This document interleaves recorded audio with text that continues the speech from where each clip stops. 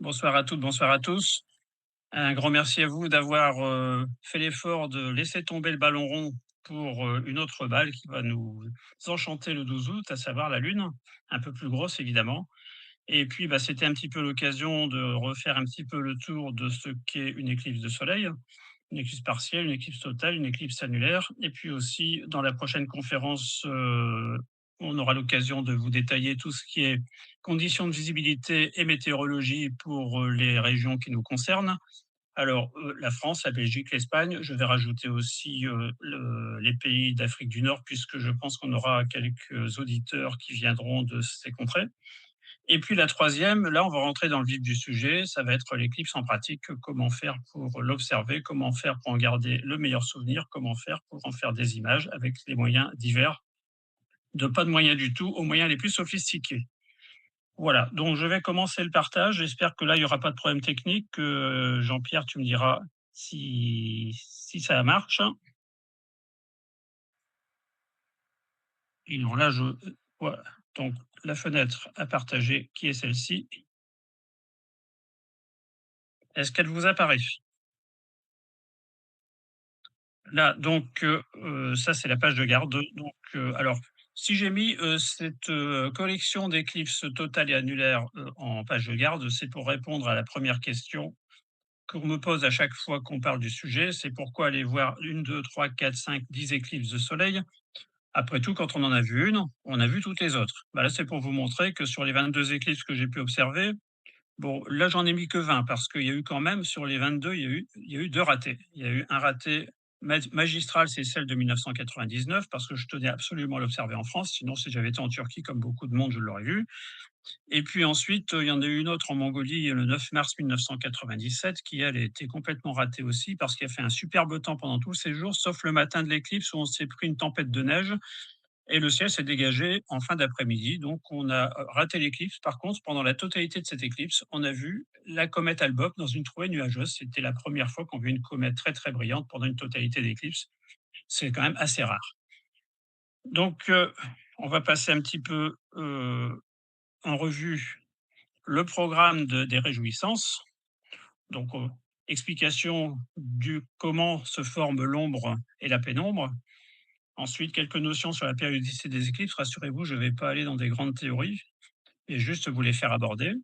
Ensuite, les éclipses de soleil dans l'histoire, avec les éclipses avérées et une légende tenace qu'il faut absolument démonter maintenant, puisqu'on a les preuves que ça n'était pas une éclipse totale qui s'est produite à ce moment-là. Ensuite, quelques souvenirs d'éclipses de soleil françaises, européennes, enfin pas très loin de chez nous. Quand je dis française, c'est la France et ses anciennes colonies. Ensuite, des notions sur les éclipses partielles, totales et annulaires. Et enfin, on va discourir des instants de l'éclipse. Le jeu d'ombre. Alors, évidemment, ça, on a appris ça à l'école.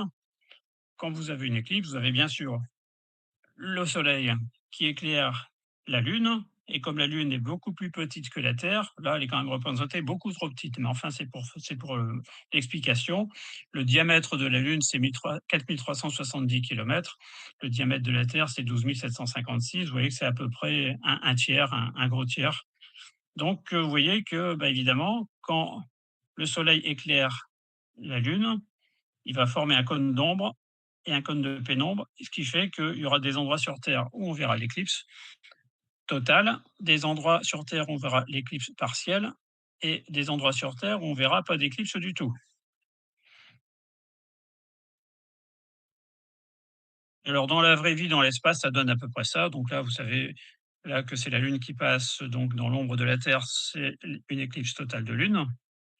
Alors, la Lune ne disparaît pas quand elle passe dans l'ombre de la Terre, elle se colore de multiples teintes très très belles, dû au fait que les rayons du Soleil passant par l'atmosphère de la Terre sont déviés dans le cône d'ombre, et par bonheur, les rayons les plus déviés croisent l'axe du cône d'ombre au moment où la Lune est au plus près de la Terre, donc au périgée, donc les éclipses seront alors très très sombres. Et à l'inverse, les rayons qui passent très haut en altitude, entre 20 et 50 km d'altitude, ne seront quasiment pas déviés et sont très peu diffusés. Et ils vont croiser l'axe de l'ombre à peu près là où la Lune passe quand elle est au plus loin de la Terre, c'est-à-dire en apogée, ce qui fait qu'on a des éclipses claires. Voilà. Le sujet, c'est les éclipses de soleil, donc on revient aux éclipses de soleil. Alors les éclipses de soleil, là voilà ce que ça donne, ça c'est un peu plus réel, donc la Lune qui projette son cône d'ombre sur la Terre, cône d'ombre qui peut arriver à être intercepté par la surface de la Terre, et quand la Lune est un peu trop loin de la Terre, le cône d'ombre se termine avant de toucher la Terre, ce qui fait que vu de la Terre, on voit un anneau de soleil, on verra ça tout à l'heure. Et puis les images en dessous, ce sont des images satellites, des satellites météo, qui photographient la Terre tous les quarts d'heure. Et quand une éclipse se passe, vous voyez ce que ça donne. Ça, c'était en l'occurrence des images qui ont été prises pendant l'éclipse du 29 mars 2006, à l'époque où elle était donc en train de survoler le Niger, et quelques minutes plus tard, au moment où elle survolait la Turquie. Alors pour comprendre pourquoi il y a un cône d'ombre et un cône de pénombre, c'est pas très compliqué. Il suffit de réduire le soleil à deux points lumineux, donc deux bougies par exemple, et vous prenez une balle de n'importe quoi, à partir du moment où c'est un objet globalement sphérique. Si vous allumez la première bougie, que vous placez votre œil ici, dans cette zone-là, vous allez. Alors, est-ce que vous voyez la souris? C'est pas sûr que vous voyez. Si elle se balade, mais enfin, je vois le retour. Donc, si vous me placez votre œil là où c'est marqué œil numéro 1, eh bien, vous allez voir la bougie numéro 1 qui va disparaître derrière la balle. Si vous allumez une deuxième bougie en position bougie numéro 2, que vous allez là où c'est marqué œil numéro 2, eh ben, c'est à l'inverse. Vous ne verrez pas la bougie numéro 2, mais vous verrez la bougie numéro 1. Et si vous vous placez là où c'est marqué œil numéro 3, ben, vous verrez ni la bougie numéro 1, ni la bougie numéro 2. Et si vous placez l'œil numéro 3 un peu plus loin derrière, eh ben, vous voyez donc en position qu'on appellerait œil numéro 4, eh ben, l'œil numéro 4 verrait les deux bougies. Simplement parce que le diamètre apparent de la balle se placerait entre les deux bougies. Donc là, on a reconstitué ce qu'est une éclipse partielle quand on est placé en position œil numéro 1, œil numéro 2. On a reconstitué ce qu'est une éclipse totale quand on est en position œil numéro 3, et on reconstitue une éclipse annulaire quand on est en position à l'arrière, qu'on aurait pu appeler œil numéro 4. Alors les lunes fait 1/400e du diamètre du Soleil. Là, ça tombe bien parce qu'elle est 400 fois plus proche de nos yeux en moyenne que l'astre des jours, ce qui fait que le diamètre apparent des deux astres est donc équivalent à peu de choses près. Et ce peu de choses près, c'est ça qui va faire qu'on a des éclipses totales et des éclipses annulaires. Alors, petit rappel de base, hein, comme tout à l'heure, vous voyez la position où c'est marqué PL. Évidemment, le Soleil, donc la Terre éclaire la Terre qui projette son ombre vers la Lune. On a une éclipse totale de Lune. Et à l'inverse, quand on a le Soleil qui est placé, donc la Lune qui est placée entre le Soleil et la Terre, donc au moment de la nouvelle Lune, vous avez évidemment la possibilité d'avoir une éclipse totale de Lune, de Soleil si vous êtes au bon endroit. Et là, la petite gravure, c'est une gravure qui a été éditée dans les revues satiriques en 1847, qui donnait le moyen d'observer les éclipses par le reflet sur un seau d'eau. Et on voit que le monsieur observait pas forcément l'éclipse, mais autre chose. Alors, si le cône d'ombre est trop court, donc si on est en position au-delà de la bougie numéro 3, on obtient ce qui est en haut, à savoir une éclipse annulaire. Vous voyez que le diamètre de la Lune est plus petit apparent que le diamètre du Soleil. Là, c'est une séquence qui a été faite en H-alpha, donc lors de l'éclipse du 3 octobre 2005. Donc, c'était dans le sud, en sud tunisien, une quarantaine de kilomètres au sud de Tataouine. Et oui, Tataouine, ça existe autrement que dans les chansons. Et puis, en bas, c'est une éclipse totale. En l'occurrence, l'image, c'est l'éclipse, la magnifique éclipse de 2017. C'était le 21 août 2017. C'était donc aux États-Unis, en gros une centaine de kilomètres au-dessus du parc du Yellowstone. Alors pourquoi j'ai mis la petite couverture du livre Observer l'éclipse dans le coin sur certaines des diapos? C'est parce que les dessins sont extraits de ce livre qu'on peut encore trouver, même si ça fait longtemps que les éditions sont épuisées. Mais si vous allez sur Amazon ou sur des sites comme Gallica, vous pourrez le trouver pour quelques euros. La périodicité des éclipses. Alors, bon, ça fait longtemps qu'on a réussi à trouver une périodicité des éclipses. Ça remonte à l'époque des Assyriens, c'est-à-dire quelques siècles avant Jésus-Christ. 6, 7 siècles avant Jésus-Christ. On avait déjà remarqué qu'au bout d'un certain temps, les éclipses revenaient. Alors, on a commencé à se poser des questions pour essayer de trouver une coïncidence et le moyen de déterminer cette coïncidence. Alors, on s'est intéressé à la révolution donc de la Lune. Si vous prenez la révolution sidérale, c'est-à-dire la révolution, le temps que met la Lune pour se retrouver en face d'une même étoile, ça prend 27,32 jours. Mais pendant ce temps-là, la Terre a tourné. Et comme la Terre a tourné, eh ben, il faut que pour retrouver la même phase, il faut compenser le temps mis par la Lune à faire cette rotation, ce qui fait que la rotation des phases n'est pas de 27,32 jours, mais 29,53 jours, ce qui s'appelle la révolution synodique. Alors ensuite, si la Lune circulait dans le même plan que la Terre, on aurait des éclipses à chaque nouvelle Lune, à chaque pleine Lune. Le problème, c'est qu'elle ne circule pas dans le même plan que la Terre et que l'axe d'intersection des deux plans ne tourne pas de façon synchrone à la Terre. Sinon, là encore, on aurait une éclipse de soleil, une éclipse de lune à chaque nouvelle lune, à chaque pleine lune. Le plan est incliné de 5 degrés et 8 minutes.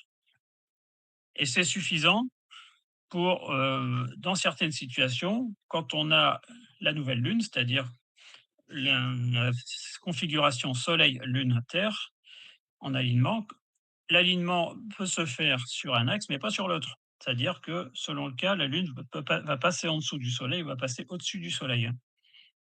Et puis, il y a 2 circonstances par an où la lune va passer dans le plan à peu près au moment de la nouvelle lune et au moment de la pleine lune, dans le plan de l'écliptique, c'est-à-dire que là, l'éclipse sera possible.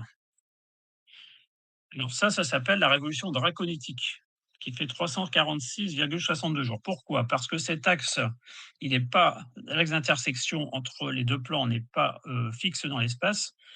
Il fait une rotation, donc en 18,6 ans. Il fait un tour sur lui-même en 18,6 ans, ce qui fait que, en 6 mois ou en 1 an, il y a une petite, déflexion qui fait que la révolution est de 346,62 jours pour revenir à une position donc équivalente. Alors ensuite, le problème de la Lune comme de la Terre d'ailleurs, c'est que toutes les 2 circulent sur des orbites qui sont elliptiques. Ça veut dire que, compte tenu du fait qu'il y a rotation des lignes des nœuds et des axes, donc des orbites par rapport au Soleil, on définit un mois anomalistique lunaire qui est le retour qui sépare 2 retours de la Lune au périgée. Donc le mois anomalistique lunaire est de 27,5546 jours et le mois anomalistique terrestre, il est de 30,43,83 jours. Vous allez me dire, qu'est-ce qu'on va trouver comme dénominateur commun à tout ça? Eh bien, on va en trouver un. On va trouver que 223 révolutions synodiques, ça fait 6585,3211 jours. On va trouver que 19 années draconitiques, donc terrestres, fait 6581,78 jours. Que 239 révolutions anomalistiques lunaires font 6585,5494 jours. Que 18 révolutions anomalistiques terrestres font 6574,6728. Ce qui fait qu'en mixant tout ça, on a défini une période qui s'appelle le Saros, qui est égale à 223 révolutions synodiques, ce qui fait 6585,3211 jours, ce qui fait 18 ans et 10 ou 11 jours suivant le nombre d'années bissextiles dans les 18 ans.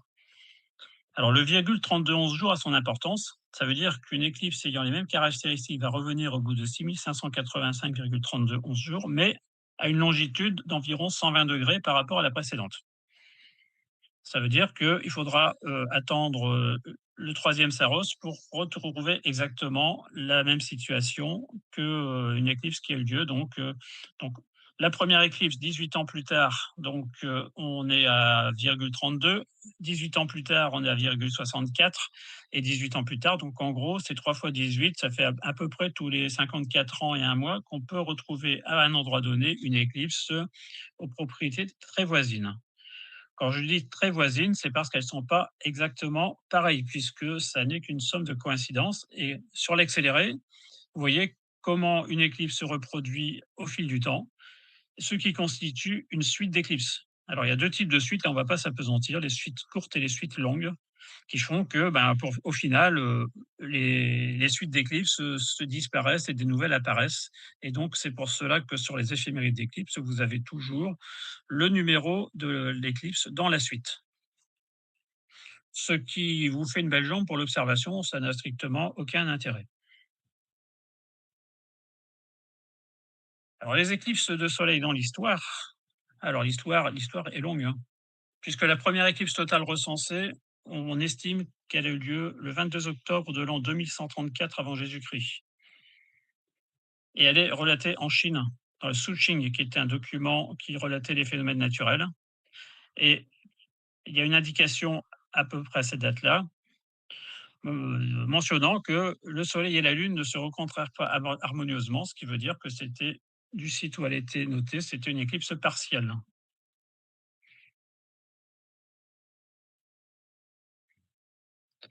Alors si on lit l'Odyssée d'Homère, on est en 177 avant Jésus-Christ, qui relate le voyage d'Ulysse,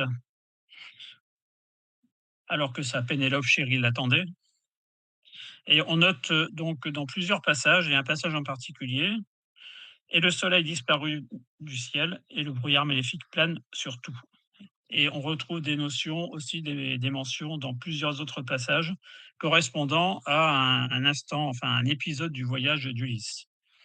Donc c'est quand même de 1177 avant Jésus-Christ, hein. Alors il y en a une qui est très connue, qu'on voit dans tous les bouquins, c'est l'éclipse d'Hérodote, donc 28 mai 585 avant Jésus-Christ. Donc cette éclipse qui aurait mis terme à une fin à la guerre entre les Mèdes et les Lydiens. Alors, ce qui fait que ça a été remarqué, c'est pas tellement que ça a mis fin à la guerre, parce que bon, c'est une coïncidence, c'est surtout que cette éclipse est l'une des premières à avoir été prédite par Thalès pour ce qui est de l'année. À l'époque, on n'arrivait pas à prédire mieux que, on va dire, à l'année ou au mois près. C'était l'une des premières illustrations de l'usage du Saros. Alors, à ce propos, le Saros, qu'est-ce que ça veut dire? Alors, dans la littérature byzantine, un saros, c'est un cycle de calendrier. Et il se trouve qu'un astronome du 19e siècle qui s'est intéressé justement aux suites d'éclipses et en fait et à la détermination de ce cycle de 18 ans et 10 et 11 jours. Et il a appelé ça le Saros, alors qu'en fait, en assyrien et puis en byzantin, Saros, ça veut dire complètement autre chose.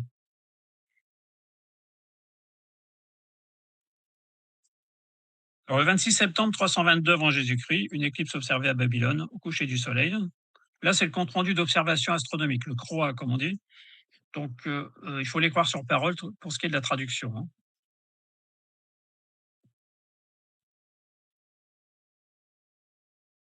Alors, c'est Soligène d'Alexandrie, c'est le premier à faire la différence, à noter la différence entre les éclipses totales et les éclipses annulaires. Donc, ça veut dire qu'il y avait déjà à l'époque un certain nombre de relations d'observation qui étaient suffisamment précises pour noter le distinguo. Là encore, c'est celle du 3 octobre 2005 venue du sud tunisien, qui était une éclipse annulaire qui était très belle, elle durait 4 minutes 50, ce qui n'est pas la durée maximale d'une éclipse annulaire, puisqu'une annulaire peut durer jusqu'à 12 minutes.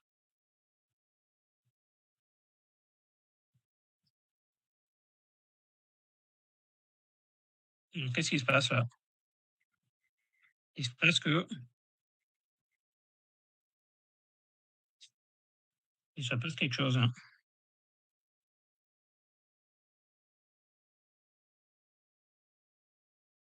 J'ai arrêté le partage et le recommencer.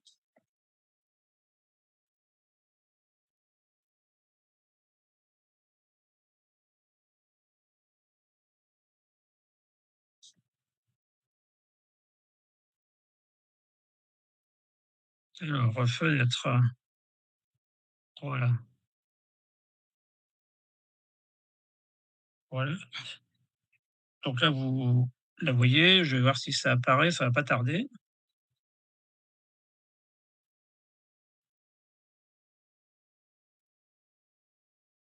Alors ensuite, vers 50 avant Jésus-Christ, donc on a Géminos de Rhodes, donc qui était un astronome, philosophe, un petit peu comme l'étaient tous les savants de cette époque-là, qui remarque que toutes les éclipses ne sont pas identiques en tout lieu et qu'il y a des grands écarts dans les dimensions des éclipses suivant les différents climats, c'est-à-dire les différents endroits en fait. C'est comme ça qu'on traduisait les endroits, on appelait ça les climats.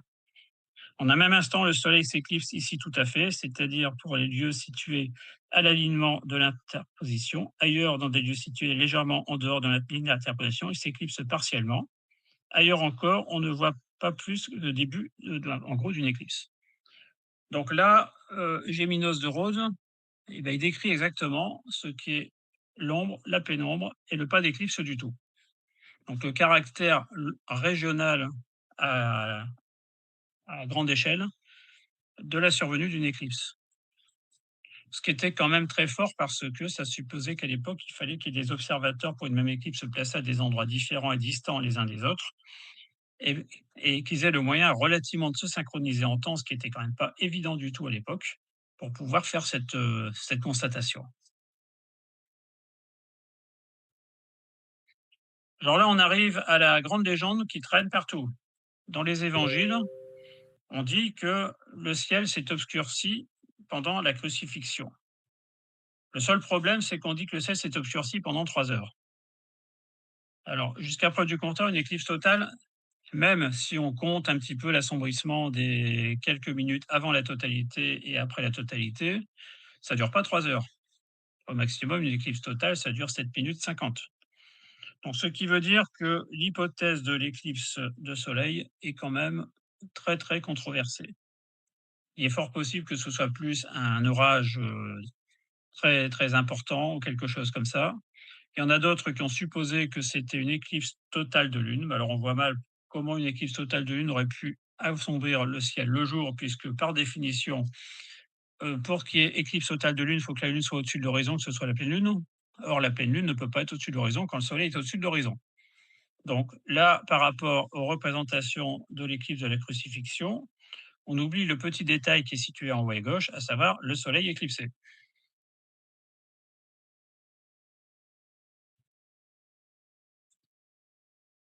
Alors, encore des progrès dans en matière d'éphéméride, c'est-à-dire de calcul de prévision d'éclipse, avec l'Almageste de Claude Ptolémée, qui est le monument littéraire de l'astronomie antique, au IIe siècle avant notre ère. Donc, il propose le calcul des instants d'une éclipse de soleil avec une précision qui, à l'époque, était quand même de 1 heure ou 2, hein, ce qui est déjà pas mal pour l'époque d'ailleurs. Mais on ne peut pas à l'époque prévoir quel endroit sur Terre va être concerné. On peut dire que l'éclipse sera visible ou pas visible en fonction qu'il fait jour ou qu'il fait pas jour. C'est la seule chose qu'on peut dire.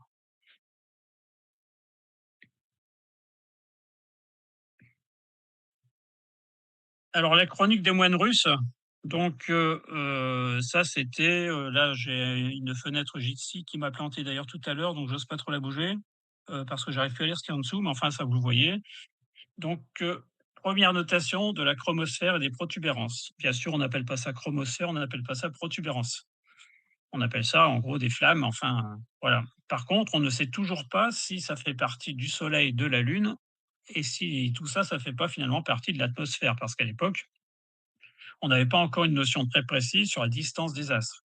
Même si on connaissait la distance Terre-Lune depuis les Grecs, depuis l'arrivée donc des théoriciens romains, on a un peu eu tendance à replacer tout ça sur des régions qui sont, on va dire, périatmosphériques.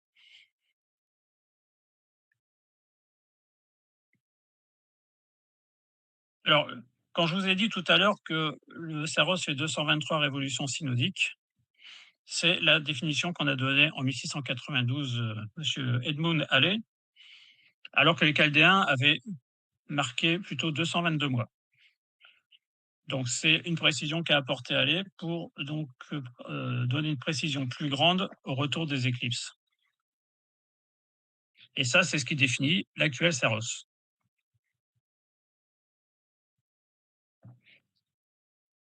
Alors maintenant, par rapport surtout aux éclipses totales, la grande question pour les astronomes à partir du XVIIe siècle, c'était de dire où faut-il aller pour l'observer. Comme on ne savait pas dresser de carte de visibilité, il y a un astronome franco-italien qui le premier s'est attaqué au problème, c'est Jean-Dominique Cassini. Jean-Dominique Cassini, qui était le premier directeur de l'Observatoire de Paris. C'est d'ailleurs la raison pour laquelle on le voit représenté avec en arrière l'Observatoire de Paris, dont le bâtiment a été construit par l'architecte Claude Perrault, le frère de Charles Perrault, l'auteur des Contes de Perrault. Et vous voyez sur la terrasse au-dessus du bâtiment, l'une des lunettes qu'on utilisait à l'époque. C'était des lunettes qui étaient très très longues, puisqu'on ne savait pas corriger l'aberration chromatique des objectifs, donc c'était des objectifs à lentille unique.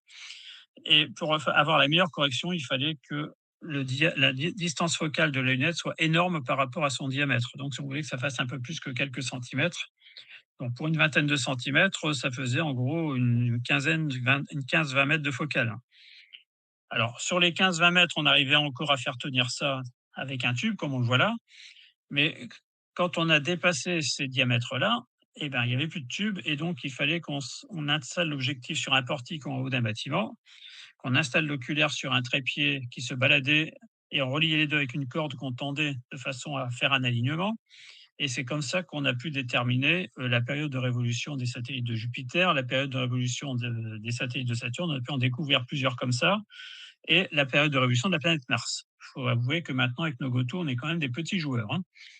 Alors, pour revenir à la trace des éclipses, la première éclipse qui a été prévue et dessinée, c'était l'éclipse du 3 mai 1715. Et là encore, c'est Halley qui en est l'auteur. C'est une éclipse qui a traversé le Royaume-Uni, qui était totale, juste en limite de sud de bande de totalité à Londres. Et vous voyez la représentation que ça donne, qui est exactement la même que les représentations qu'on donne actuellement, qui sont qui sont établies exactement sur le même principe.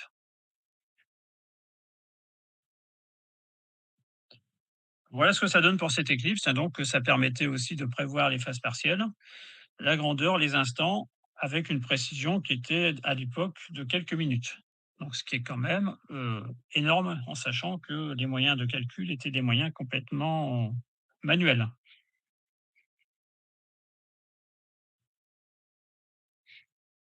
Alors, un astronome amateur, puisqu'il y a beaucoup d'astronomes amateurs qui, en particulier au XIXe siècle, ont fait avancer la science astronomique. Il y en a eu beaucoup dans le domaine de l'observation planétaire. Donc, en particulier, messieurs Baire et Madler pour ce qui est de la planète Mars, par exemple. Pour ce qui est des éclipses, un astronome amateur anglais qui s'appelait Francis Baily. Donc, il donne une description des points brillants qu'on voit apparaître juste avant la disparition du Soleil et juste à sa réapparition après la totalité. Et il émet l'hypothèse que ces petits grains de lumière sont dus en fait au passage de la lumière entre les vallées lunaires qui se situent sur le limbe de la Lune, donc qui est exposé au Soleil, au dernier rayon du Soleil, au premier rayon, quand on arrive en fin de totalité. Et donc c'est lui qui a donné cette explication, et aussi l'explication du dernier rayon, du tout dernier rayon, qui s'appelle la perle de diamant. Une perle de diamant qu'on voit à la disparition du Soleil. C'est pas la plus spectaculaire, parce qu'on a l'œil qui est habitué à la lumière du jour.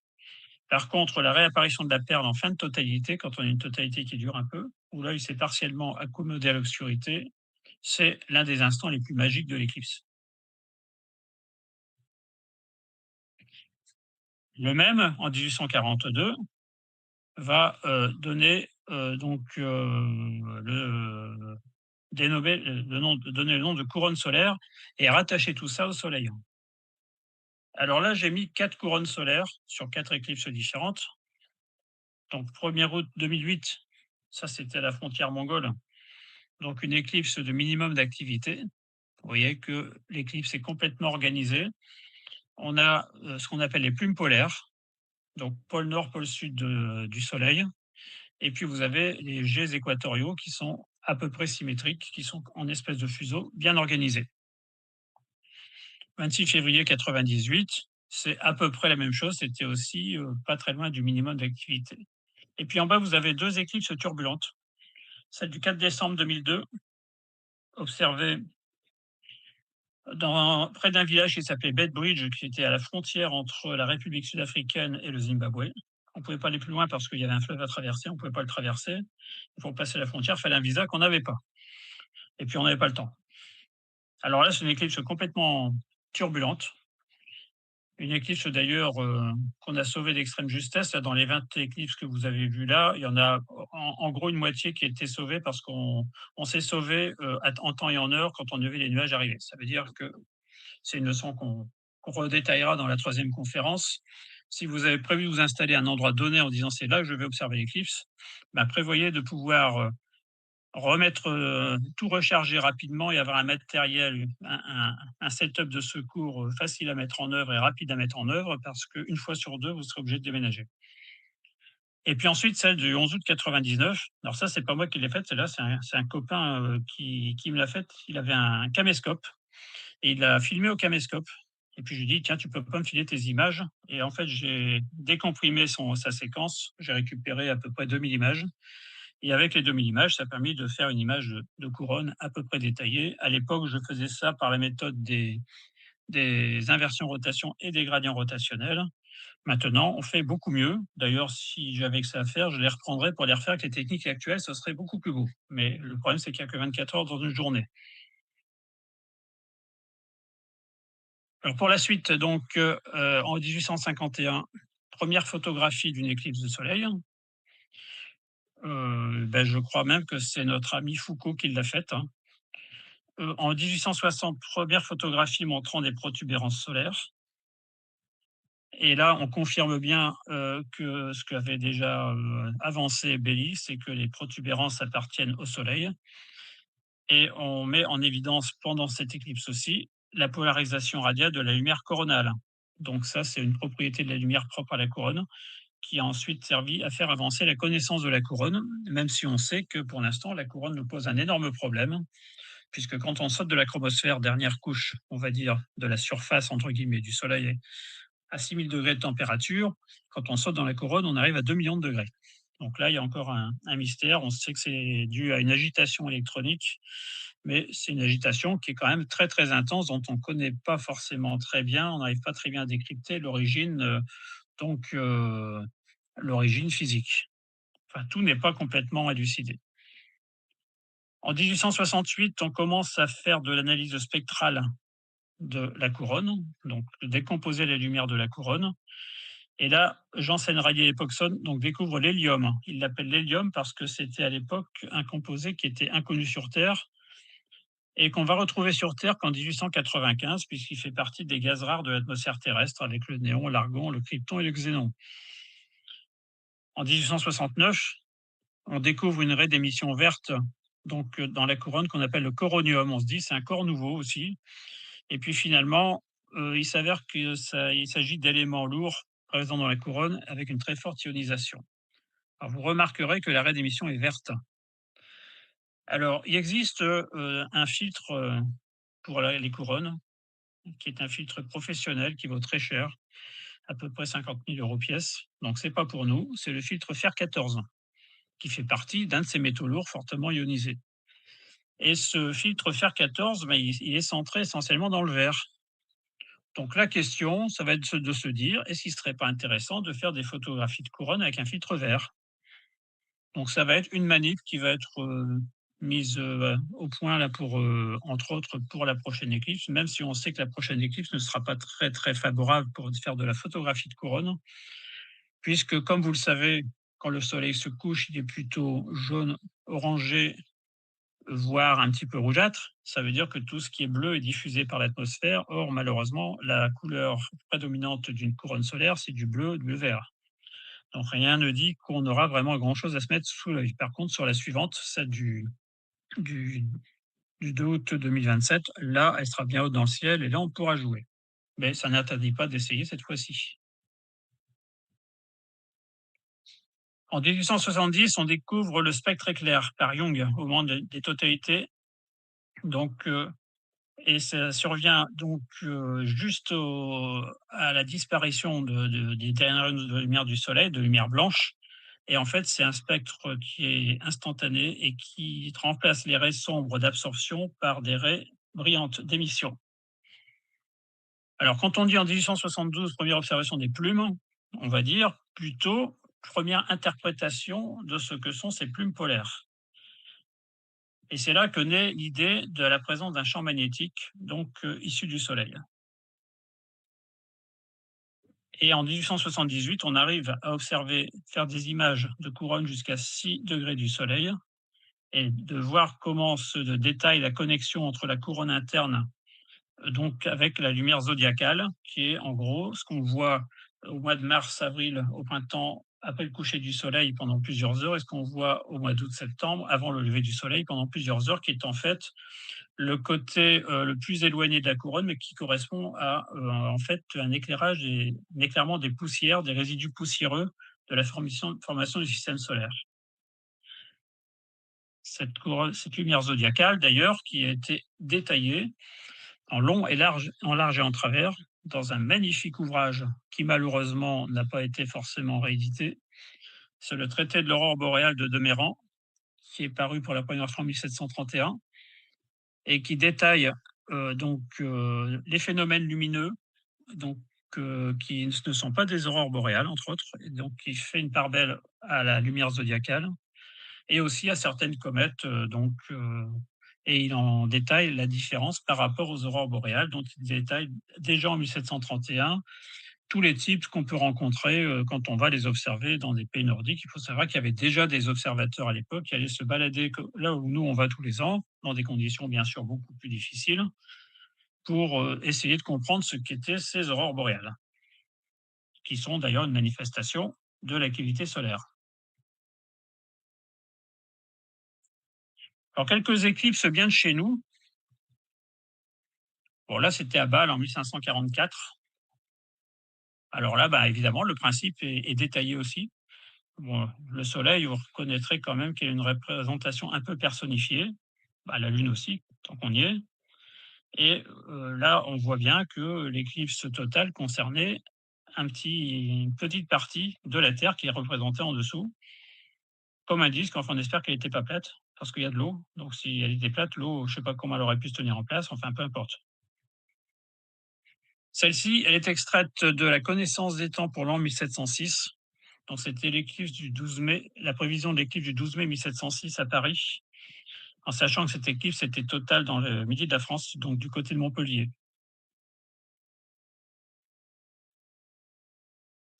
Alors, celle-ci, celle de 1724 et celle de 1912.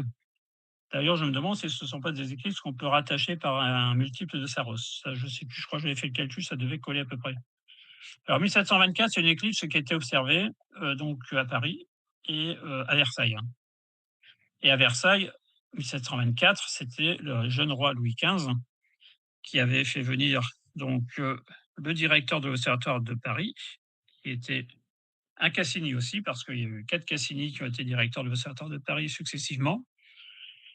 Et puis, donc, on a invité la cour à assister à l'éclipse totale de soleil sous la conduite de Monsieur Cassini.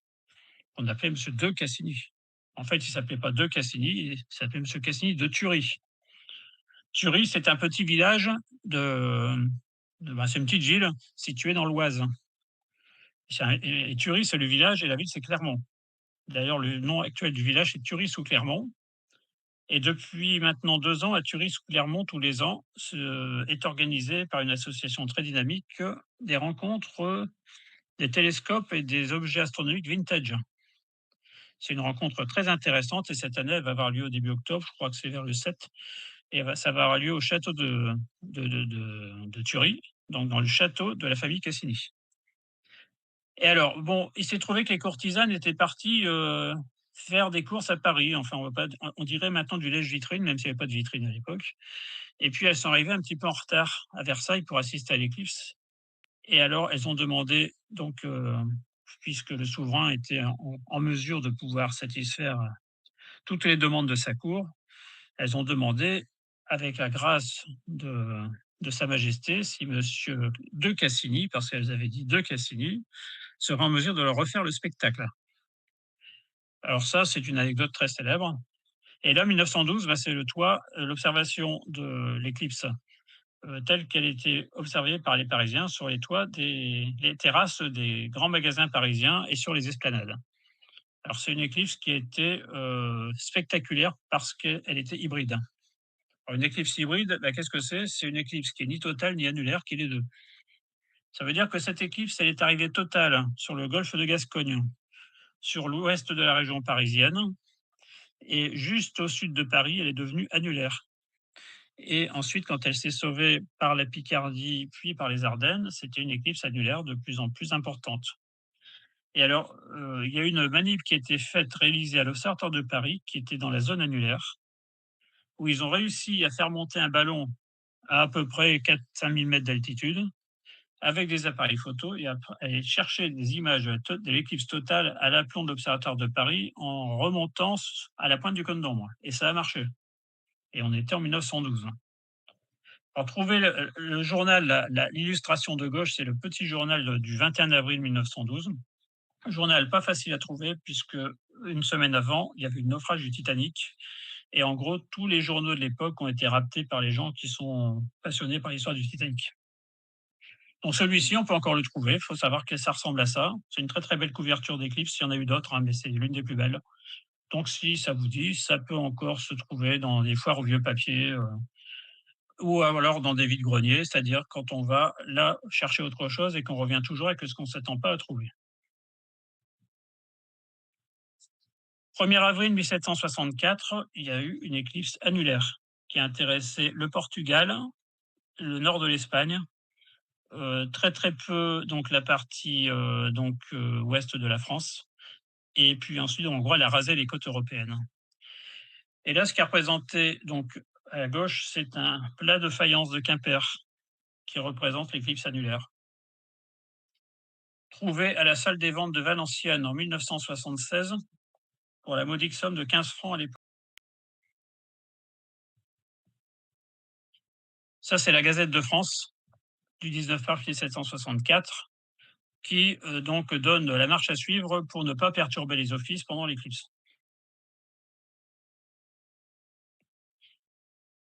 1847 à Paris, celle-là on l'a déjà vue en plus petit, c'était une planche donc signée les amateurs d'éclipses avec la petite légende qui va bien avec, que vous arriverez peut-être à lire. À l'époque, il n'y avait pas beaucoup de féministes, il faut le reconnaître, hein. Donc, les montreurs de soleil, les montreurs publics de soleil, donc là, c'était place de la Concorde à Paris en 1851. Ça, c'est extrait d'illustration. Ça, c'est extrait aussi du Petit Journal, mais c'est un dos de couverture, donc qui remonte les observateurs de l'éclipse totale de soleil de 1905. Alors, il y a eu 2 éclipses au début du XXe siècle qui ont attiré les foules. C'est l'éclipse de 28 mai 1900, une éclipse que Camille Flammarion a été observée avec toute une bande d'astronomes, où ils ont été reçus lui a été reçu comme un souverain dans la zone où il a observé l'éclipse. Il a été l'observer à Alicante, donc dans une palmeraie d'ailleurs où on a eu l'occasion d'aller il n'y a pas très longtemps, et où on a retrouvé donc à Alicante une rue, à Elche plutôt, c'était à Elche, c'est pas Alicante. On a retrouvé une rue Camille Flammarion, alors qu'il y est passé pendant 4 jours. Donc, ce qui veut dire qu'il avait une aura qui était quand même déjà très très établie, bien au-delà de nos frontières à l'époque. Et l'éclipse de 1905, elle était l'origine d'un magnifique petit ouvrage de l'abbé Moreux qui s'appelle Les Éclipses, où il y a la relation de cette éclipse-là, celle de 1900 et de quelques autres, et aussi toutes des notions historiques très très intéressantes. Ce petit bouquin, on peut encore le trouver assez facilement. La même éclipse de 1905, observée depuis le Royaume-Uni. Donc c'était le 30 août 1905, c'était une éclipse partielle. Alors vous voyez que les photos de l'époque, c'était quand même pas ça, mais on voyait quand même déjà des croissants et là, à l'évidence, ce sont des images amateurs. L'éclipse de 1912 dont on a parlé tout à l'heure, alors il y a une série de 7 cartes postales qui ont été éditées, montrant les Parisiens en train de noircir les verts. Vous voyez qu'à l'époque, on disait pas surtout pas. Ensuite, l'observation de l'éclipse à la zone où elle était encore totale et passée au point d'hybridation, c'était à Saint-Germain-en-Laye, donc sur la terrasse de Saint-Germain-en-Laye, où toute la haute société parisienne était venue avec ses verres fumés. Vous voyez que les dames avaient mis le chapeau de circonstance, hein, évidemment. Hein. De toute façon, à l'époque, les chapeaux étaient de mise pour tout le monde. Hein. Bon, faut dire que là, pour le coup, ça devait protéger un peu du soleil quand même. Hein. Elle avait lieu quasiment en plein midi. Hein. Là, ce sont 3 images de l'éclipse du 17 avril 1912 encore, qui ont été éditées en carte postale. Vous voyez que quand même là, la précision est quand même bien meilleure. L'éclipse de 1961, alors on dit qu'elle a été observée à Menton, mais elle n'a pas été observée qu'à Menton, elle a traversé tout le sud de la France. Elle avait lieu au petit matin. Il y a une météo qui était à peu près bonne pour tout le monde. Et c'est une éclipse donc, qui a été largement observée et dont on connaît encore des gens qui en ont le souvenir. La personne qui me l'a raconté la plus précisément, bien sûr, c'est Pierre Bourges, puisqu'il s'est déplacé spécialement de sa Normandie natale pour aller l'observer du côté de Menton. Et au retour, il s'est arrêté avec son estafette quelque part du côté de Besançon pour récupérer auprès des héritiers d'un astronome de Besançon, le territoire de Besançon, qui s'appelait Chauffardet, une collection complète des bulletins de la Société astronomique de France, en gros jusqu'en 1961. Collection qu'il a complétée et que j'ai réussi à récupérer, puisqu'un jour il m'a dit il faut que je fasse de la place dans la cave parce qu'il y a mon épouse qui veut faire de la place pour ses confitures. Je lui ai dit bah tu sais, je dirais à Agnès qu'elle a bien fait de prendre cette décision parce que cette collection, je l'orne à chaque fois que je descends dans ta cave. Et puis je me dis bien qu'un jour tu vas la lâcher et le jour J est arrivé. Donc à l'observatoire, à terme, quand vous viendrez pour consulter les bouquins, pour ce qui est de la collection du bulletin de la Société astronomique de France, ce sera l'ancienne collection de Pierre Bourges. Alors, un magnifique raté à Laon en 1999, à côté de Laon, c'était à l'aérodrome de Chambry. On avait tout prévu, tout en grand, y compris de quoi décoller pour passer au-dessus des nuages en cas de ciel couvert. On avait 2 pilotes, on avait 2 avions, enfin c'était nickel. Le seul problème, c'est que le 11 août 1999, c'était le seul jour du mois d'août 1999 où d'ailleurs où le ciel a été couvert au moment de la totalité de l'éclipse à cette heure-là, pour ce qui est de cette région-là, puisqu'en fait, elle était bien visible de l'autre côté en Normandie. Et puis ensuite, c'était le seul jour de août 99 où même dès le matin, on n'a pas pu décoller parce que les nuages arrivaient jusqu'au sol. Donc, en gros, on était refait et c'était l'une des seules éclipses où j'ai pu photographier ce qui se passe autour de l'éclipse, à savoir le paysage. Et alors, vous voyez quand même, à totalité moins 17 secondes, vous voyez que l'image est un petit peu verdâtre. Et vous voyez qu'à totalité plus 17 secondes, à nouveau, on retrouve une image qui est un petit peu verdâtre. Ça, c'est extrait d'une vidéo faite avec un caméscope qui était le Nec Plus Ultra de l'époque, qui était le Canon EX1, qui faisait de l'enregistrement en H8. Et c'est pareil, c'est des images qui ont été décomprimées de la séquence et réalisées avec un temps de pause constant, de façon à pouvoir mesurer la profondeur de l'ombre, enfin la profondeur de l'assombrissement. Ce qui est en premier plan, c'est la basilique de Laon qu'on avait à l'horizon. Donc là, j'avais bien téléobjectif et vous voyez que, bon, en fait, il y a quelques lumières qui se sont allumées, éclairage urbain, mais on ne voit pas trop sur les images. Mais cette histoire d'image qui verdit, et ça, on le voit aussi quelques secondes avant la totalité, quelques secondes après. Alors, on se demande si c'est pas un effet de cette couleur verte propre à la couronne, donc qui apparaît essentiellement dans la très très basse couronne, donc juste avant et juste après les totalités. Alors, des éclipses partielles totales et annulaires. Alors, vous avez le Soleil, vous avez la Lune. Jusque-là, tout va bien. Quand vous avez une éclipse partielle, c'est pas un scoop, c'est que la Lune masque partiellement le Soleil. Hein. Alors, on va définir la grandeur de l'éclipse. Ce qui est défini dans les éphémérides, c'est la grandeur géométrique. C'est-à-dire, c'est égal à, donc, à LS1 sur la figure sur SS1, donc sur le diamètre du Soleil. Donc ça correspond à la portion de diamètre éclipsée sur le diamètre apparent total du Soleil. Ce qui ne préjuge pas de l'assombrissement, parce que si vous voulez définir l'assombrissement de manière géométrique, il faut calculer la surface, ce que ça correspond en surface éclipsée du disque solaire. Mais ça ne vous donnera pas la sensation d'assombrissement que l'œil va percevoir. Parce qu'en fait, quand on suit une éclipse partielle, ça dure entre 1 heure, un quart et 1 heure 20, 25, selon le cas. L'œil va s'habituer progressivement à la baisse de luminosité.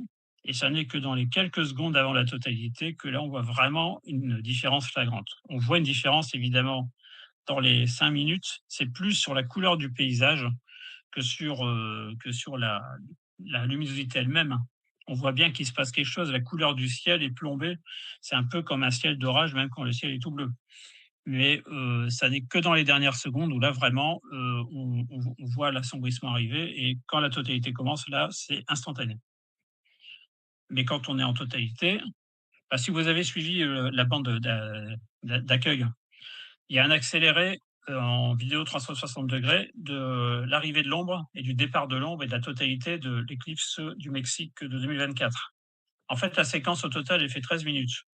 Il y a à peu près 4 minutes et demie avant, 4 minutes et demie après. C'était une totalité longue de 4 minutes 50.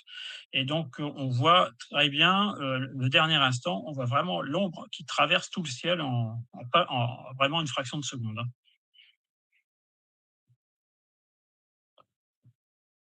Alors ensuite, par rapport aux éclipses annulaires, ben, si vous avez une éclipse annulaire, elle va concerner donc sur la Terre une zone plus importante si on se rapproche des latitudes élevées que si on a affaire à une éclipse annulaire qui touche l'équateur.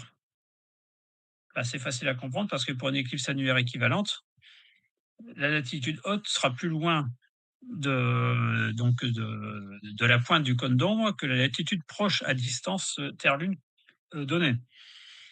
Donc en gros, plus on monte en latitude, plus la tâche d'éclipse annulaire, la zone d'éclipse annulaire sera importante. Alors ça permet de déterminer en rayon terrestre, en gros, les zones d'occurrence des éclipses totales, des éclipses possiblement totales, des éclipses annulaires et de pas d'éclipse du tout. Alors donc en distance minimale, donc de distance Terre-Lune, bah, vous êtes à peu près à 55, 56, 57 rayons terrestres, donc distance Terre-Lune. On peut encore avoir dans certaines circonstances jusqu'à 59, 60 rayons terrestres, une éclipse totale. Ensuite, si vous passez au-delà de 59,5 à peu près rayons terrestres jusqu'à 64 à peu près, là vous avez affaire à une éclipse annulaire. Et ensuite, vous ne pouvez pas aller plus loin parce que là vous êtes à l'apogée.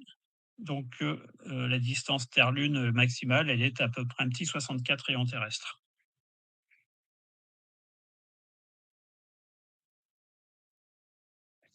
Alors là, quelque chose qui va concerner directement notre éclipse préférée du 12 août.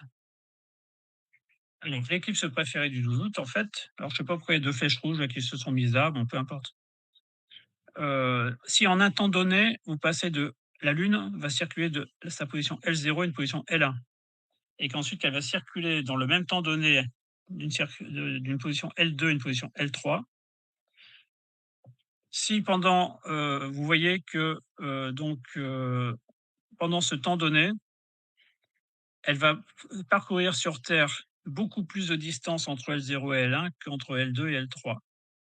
Ça veut dire quoi? Ça veut dire que les éclipses totales qui ont lieu près du passage au méridien pour le site d'observation, ce seront des éclipses qui seront longues, plus longues que celles qui ont lieu soit au levant, soit au couchant, puisque la zone s'est balayée beaucoup plus rapidement.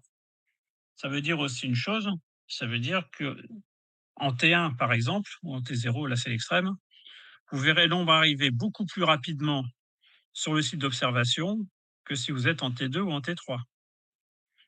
Alors pour tout vous dire, j'ai fait le calcul pour l'éclipse du 12 août.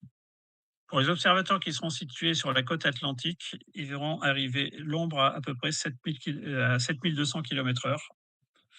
Et pour les observateurs qui seront placés sur la côte méditerranéenne, de l'autre côté, donc un peu plus près encore du couchant, l'ombre va fuir sur la Méditerranée à la vitesse de 17 000 km/h. Donc là, ça peut être quelque chose de très intéressant à filmer, aussi bien d'un côté que de l'autre, parce que là, pour les arrivées d'ombre, ça va être quelque chose d'extraordinaire. Beaucoup plus extraordinaire que ce qu'on aurait pu voir pendant l'éclipse de 99, où les gens qui étaient à Fécamp et en haut des falaises ont vu arriver l'ombre. Donc, enfin, ils ont surtout vu l'ombre repartir donc sur la Manche. Là, c'est du quasi à tous les coups, ça marche, y compris si on n'est pas au bord de la mer.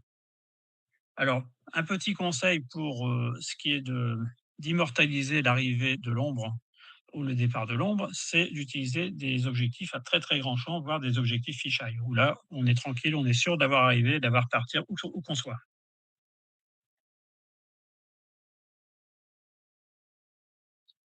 Alors ensuite, il y a une relation entre, la latitude et la durée de l'éclipse. Si vous êtes, si pendant une durée donnée, la Lune passe de L1 à L2, pendant une totalité d'éclipse par exemple, vous voyez que pendant cette durée L1 et L2, la Terre aura parcouru tout ça. Ça veut dire que vu de cet endroit-là à l'équateur, la Lune semblera avancer beaucoup moins vite que là où la Lune n'aura avancé que de ça, sur le cercle polaire par exemple. Donc ce qui veut dire que plus vous êtes haut en latitude ou bas en latitude australe, moins les éclipses seront longues. Ça veut dire que si vous voulez avoir le maximum de durée d'éclipse, il faut que l'éclipse soit près de l'équateur, il faut que l'éclipse soit une éclipse d'apogée, mais pas trop quand même parce qu'il faut qu'elle reste encore totale. Et il faut que donc elle ait lieu à peu près au méridien. C'est ce qui s'est passé le 30 juin 1973, puisque l'éclipse était quasiment sur l'équateur. C'était une éclipse qui répondait à tous ces critères. Et c'est la fameuse éclipse qui a été suivie par le Concorde pendant 80 minutes. Le Concorde qui est d'ailleurs exposé au musée de l'air de l'espace du Bourget. C'est le Concorde 001 qui a été transformé pour les besoins de l'éclipse en question. Oh, malheureusement, les témoins de cette manip extraordinaire, ils sont quasiment tous morts. Le seul témoin encore vivant, je crois, c'est Pierre Léna. Alors, on va terminer par les instants de l'éclipse. Là, j'ai résumé sur une seule diapo tous les instants intéressants. Alors, vous avez les phases partielles. Bah, les phases partielles, vous allez me dire, oui, bon, c'est un croissant de soleil. On sait ce que ça veut dire parce que je pense que la plupart des personnes qui suivent ont déjà vu une éclipse partielle de soleil. C'est là qu'il faut se protéger, évidemment, avec les lunettes, avec les verres de soudure à l'arc. Voilà, enfin, on connaît tout ça. On verra sur le troisième exposé comment on en fait des images parce qu'il y a des choses à savoir. Et quand vous allez arriver, en gros, une trentaine de secondes avant la totalité, alors quand j'ai une trentaine de secondes, ça suppose que vous ayez les instants précis de la totalité pour votre site d'observation.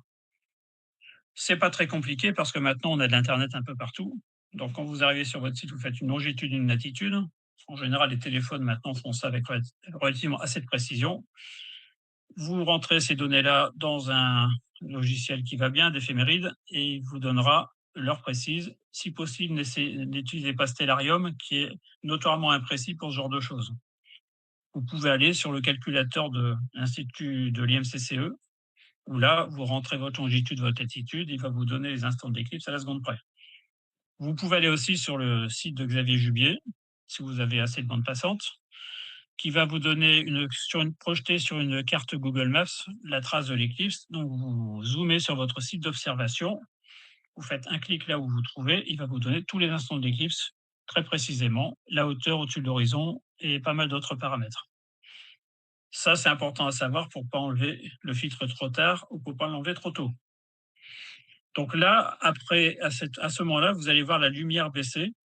Donc d'abord progressivement et ensuite très rapidement. Et là, il va se passer deux phénomènes en même temps que malheureusement on peut difficilement observer en même temps. Ce sont les grains de Bélier, la perle de diamant dont j'ai parlé tout à l'heure, et ce sont les ombres volantes. Alors les ombres volantes, c'est dû à quoi? C'est dû à la turbulence atmosphérique. Et simplement, si vous avez donc une atmosphère qui est passablement agitée, les derniers rayons de lumière du soleil, ils vont pas prendre un trajet très très droit dans l'atmosphère, ils vont osciller. dans l'atmosphère et donc provoquer des variations d'éclairage du paysage pendant quelques secondes et ça donnera l'impression de faire danser le paysage. Alors, les ombres volantes, on les voit plus facilement sur des éclipses courtes et si possible dans des éclipses qui sont assez hautes. Bon, ceci dit, sur des éclipses basses, pourquoi pas? Là, ce sera à tenter. Heu, c'est surtout, là où il y a beaucoup de turbulences. On a été très surpris pendant l'éclipse du 21 août 2017 qui avait lieu à peu près à 60 degrés de hauteur, donc on ne peut pas dire qu'on était bas au-dessus de l'horizon. On était à 2000 mètres d'altitude dans un site a priori stable et en fait, ce jour-là, il n'était pas stable du tout et en fait, là, on les a vus pendant plusieurs secondes très, très facilement. Alors on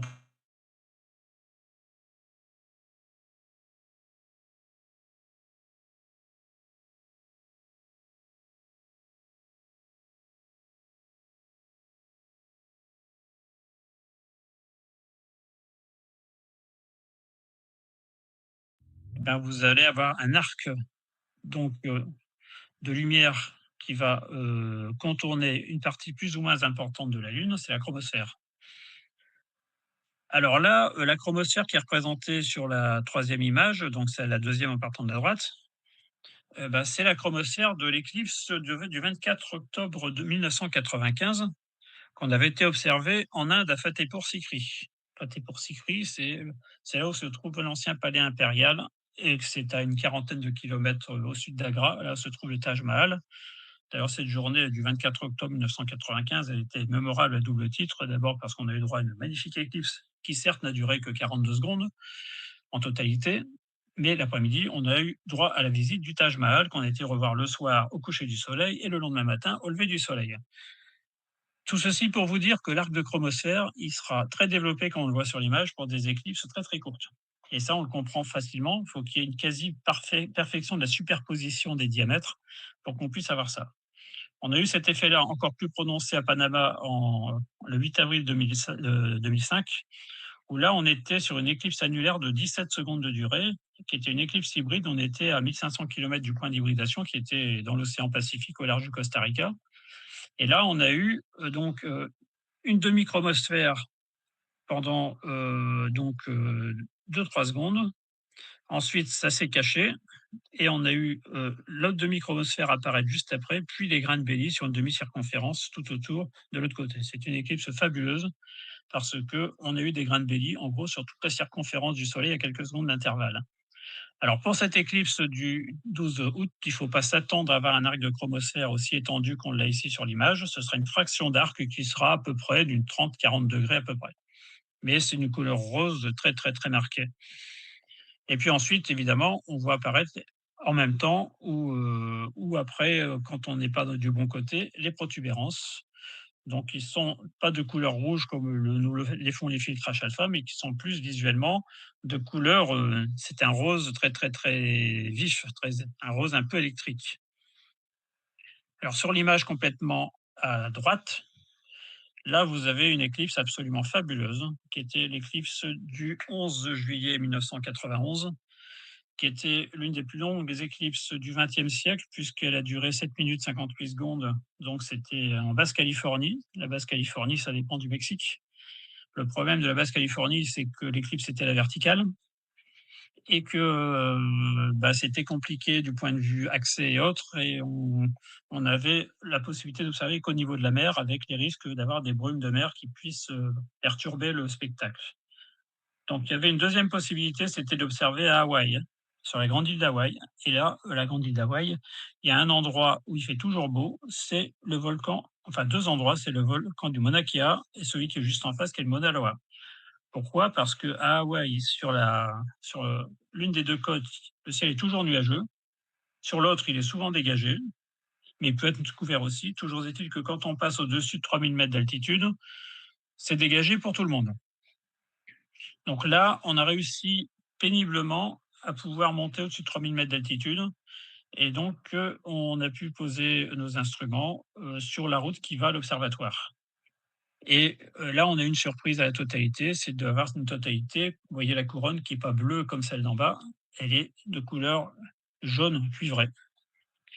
Et c'est la première et dernière fois qu'on a vu ça dans les 35 dernières années, puisqu'en fait, on était à 3 semaines de l'éruption du Pinatubo, le volcan philippin qui a provoqué l'une des plus grosses éruptions volcaniques du XXe siècle. Et donc, ce sont les poussières du volcan qui ont coloré la couronne de cette façon-là. Et puis, alors, cette éclipse, elle était magnifique parce qu'il y avait 2 protubérances bien spectaculaires, diamétralement opposées et pile sur le chemin de la Lune. Donc, on en a vu grandir une pendant que l'autre disparaissait. C'était quand même assez extraordinaire. C'était aussi la grande époque pour, en gros, sur les 3 images là, ces 3 images argentiques en fait, hein. Parce que quand on allait à l'autre bout du monde pour faire de l'imagerie d'éclipse, à l'époque de l'argentique, c'était la méga angoisse de revenir avec quelque chose sur les pellicules. Là, faut reconnaître qu'avec le numérique, on voit tout de suite si on a quelque chose ou si on peut même tenter de corriger le tir pendant l'éclipse, quand on s'en aperçoit, ce qui n'est pas toujours facile d'ailleurs.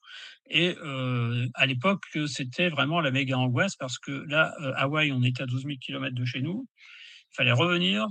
Une fois qu'on était revenu, on déposait les films en main propre dans un laboratoire scientifique parisien qui faisait du développement pour les laboratoires, pour éviter les pertes, les ceci, les cela, les erreurs de développement. Et puis ensuite, il fallait qu'on vienne les rechercher 15 jours plus tard parce que ça prenait 15 jours pour éviter que ça transite par la poste à nouveau. Et en fait, c'est quand même là qu'on a fait, pour ce qui est des images classiques, les plus belles images. Alors en bas, ensuite, quand vous êtes dans la totalité, eh bien, vous avez ce spectacle. Alors, ne vous attendez pas en photographie standard à faire ça. Ça, c'est l'aspect qu'on a visuellement. Mais dans cette image-là, ça n'a même pas été fait avec un appareil photo numérique, c'était fait avec une caméra, c'était fait avec une ASI 178 ZWO. Sur cette totalité qui revient d'Australie, qui a duré 62 secondes, c'est pas long, 62 secondes, il y a 954 images. Et pour faire apparaître ces détails-là de la couronne, il faut beaucoup, beaucoup, beaucoup d'images. On verra ça lors de la 3e conférence. Alors après, je crois que c'était la dernière. Non, la dernière, c'est celle-là. C'est celle des États-Unis. Alors celle-là, elle a une particularité. Vous voyez qu'il y a 2 auteurs de la photo en dessous. Ces 2 auteurs-là, ils étaient à 80 kilomètres de distance l'un de l'autre. En gros, moi, j'avais un équipement qui était un télé de 500 mm, un boîtier qui était un Alpha 7S. Le but, c'était de faire un maximum d'images, donc des zones les plus faiblement contrastées et les plus éloignées du soleil dans la couronne, avec des temps de pause les plus courts pour en faire le plus grand nombre possible. Au passage, on a ramassé des étoiles, dont Régulus. Ici, ça c'était Régulus, Alpha du Lion. Et puis, j'avais un ami qui, lui, était situé à Rexburg, à peu près 80 kilomètres dans l'état d'à côté. Nous, on était dans le Wyoming, lui était dans l'Idaho, je crois. Et lui, il avait aussi un télé de 500 mm, ouvert à 8 peut-être. Et il avait un boîtier Nikon avec un capteur de 24 mégapixels, beaucoup plus petit que l'Alpha 7, qui est un format 24-36. Donc en gros, il a pu faire avec un force détail un max d'images de la basse couronne et de la moyenne couronne. Et puis moi, j'ai fait la moyenne et la couronne externe et on a mis tout ensemble. Et ça, c'était sur ce cliché-là, il y a 135 images. On était des petits joueurs à l'époque parce que maintenant, on pourrait faire beaucoup plus. Mais déjà, vous voyez qu'avec 135 images, avec 2 appareils photo numériques, on peut quand même déjà faire des choses fort sympathiques sur une couronne qui était encore une couronne bien sage. Elle commençait un peu à s'agiter là, donc on voit un jet qui commence à partir un peu de travers, mais c'était encore globalement une couronne équilibrée.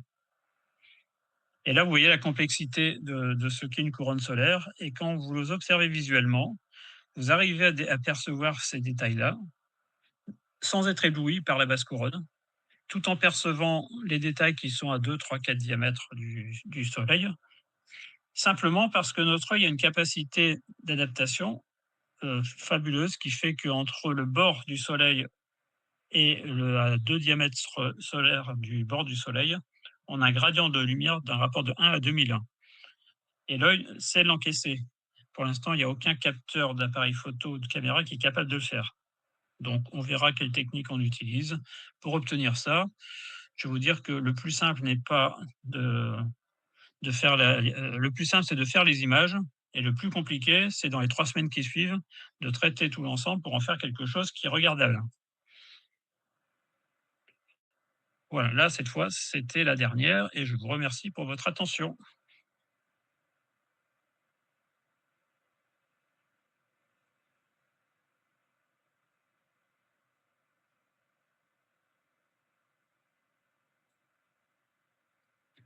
Voilà. Alors, le moment des questions est peut-être venu.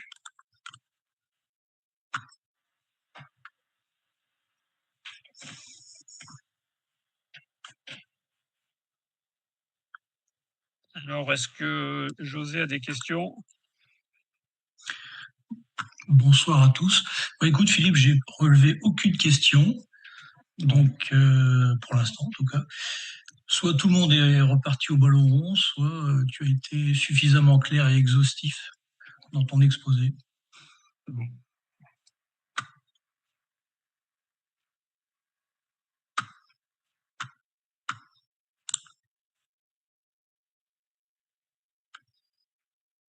Je vois que Cassini était niçois, mais le seul problème, c'est que Nice, à l'époque, était en Italie.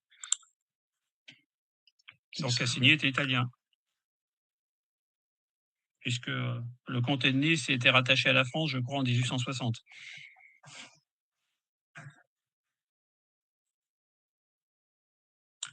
Voilà, ce qui est d'ailleurs indiqué sur le chat. Tout à fait.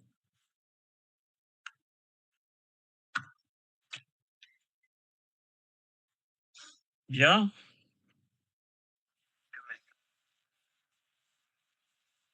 Bah, si ça a plu à l'auditoire, ben, j'en suis comblé. C'est parfait. Maintenant, c'est toujours la première question qui est la plus difficile à poser. Il n'y a pas quelqu'un d'entre vous qui peut en poser une, hein?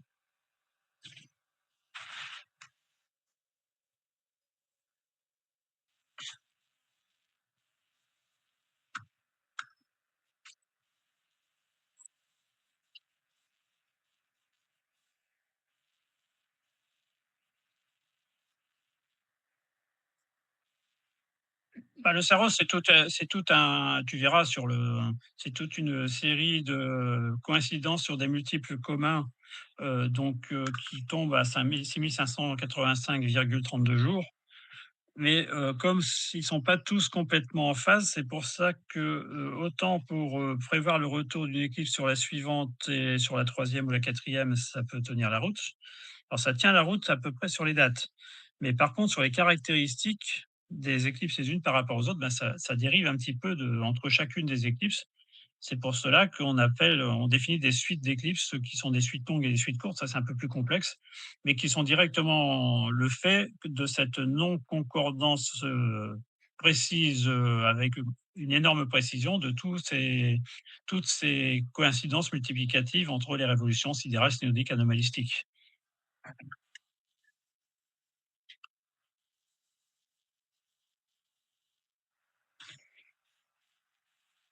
À 2026, si on retire 18 ans, ça fait 2008.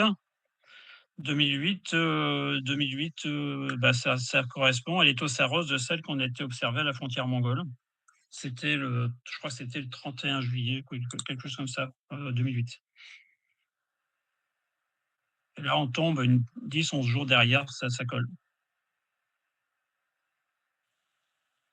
Ah, c'était une éclipse bah, là-bas, on l'a observé, c'était une éclipse de couchant aussi, hein. Bah, c'est parce qu'on était à cette zone-là, hein, aussi, parce qu'on pouvait être ailleurs. Et c'était une éclipse complètement équivalente. Alors, par rapport à l'éclipse aux totalités d'éclipses basses. Alors, on a eu le cas justement sur cette éclipse-là. En fait, on avait un ciel, on va dire, dégagé avec quelques nuages. Le scattered, comme disent les Américains. Il faut savoir que quand on a un ciel avec un peu de nuages et beaucoup de ciel bleu, les nuages, en général, par effet de perspective, ils sont beaucoup plus denses près de l'horizon qu'à la verticale. Donc là, on commençait à se dire, ça va foirer. Ça va complètement foirer parce qu'on voyait les nuages s'amonceler donc dans la zone de l'éclipse. Il y en a même qui, quelques minutes avant la totalité, ont pris leurs jambes à leur cou pour dégager à quelques centaines de mètres vers ce qui pouvait être éventuellement un trou entre deux nuages. Et en fait, ce qui s'est passé, c'est que dans les quelques minutes précédant la totalité, 2-3 minutes précédant la totalité, tout l'horizon s'est dégagé parce que l'atmosphère s'est refroidie par l'arrivée de l'ombre. Et là, ça peut se reproduire et ça se produit plus facilement sur des ombres comme ça et sur des éclipses basses parce que en fait, la zone parcourue par l'ombre dans l'atmosphère est beaucoup plus importante en volume que quand c'est à la verticale. C'est-à-dire qu'il y a beaucoup plus de refroidissement potentiel quand un cône d'ombre intercepte une atmosphère dans sa longueur que quand c'est à la verticale où là, bon, il n'y a que l'épaisseur de l'atmosphère à traverser qui est occupée par l'ombre qui est en masse refroidie. Et là, on a vu tout l'horizon se dégager en quelques minutes. Et après le passage de l'ombre, on a vu tout l'horizon se recouvrir en quelques minutes. Donc ça, c'est ce qu'on appelle le vent de l'éclipse. Alors ça a très très bien marché en 2008. Si on a un ciel comme ça, avec des petits nuages et sans plus, ça peut très bien se reproduire de la même façon cette année. Ce sera exactement les mêmes circonstances. Là, cette année, oui. Cette année, c'est en Espagne. J'ai une question. Oui. Ouais, pour parler des éclipses qui se déroulent assez basses, il y a une question de Jean-Louis Greff à ce propos, qui demande pour l'éclipse qui va avoir lieu le 12 août, est-ce qu'il vaut mieux se focaliser sur la photo des protubérances, étant donné évidemment l'absorption de la couronne solaire à très basse. C'est une question de choix, c'est-à-dire qu'avant, on faisait surtout de la photo de protubérance parce qu'on n'avait pas accès facilement au coronographe et aux lunettes H-alpha. Alors que maintenant, on va se dire que les protubérances, on les a tous les jours à la maison. Donc ça veut dire qu'on est passé plus à l'intérêt de la photographie de la couronne que la photographie des protubérances. Ce que je peux dire à Jean-Louis, c'est que bon, l'éclipse je peux revenir sur le diaporama, si vous voulez, je vais vous montrer celle de Mongolie qui était faite à peu près à la hauteur, à quelques degrés sous l'horizon, hein. Donc là, j'ai repartagé.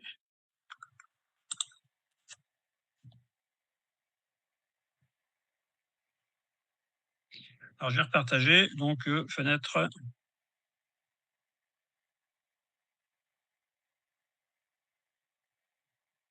Alors, donc en fait, ça n'a pas marché.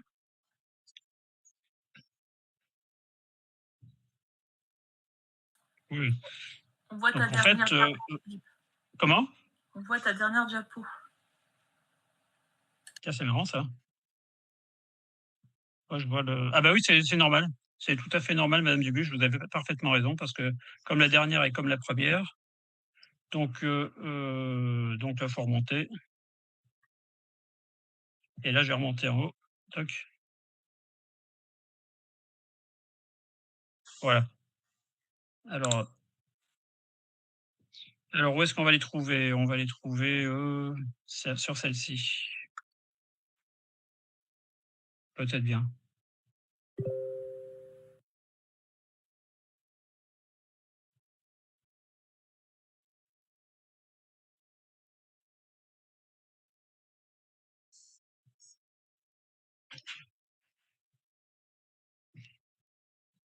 Je sais plus où j'ai mis.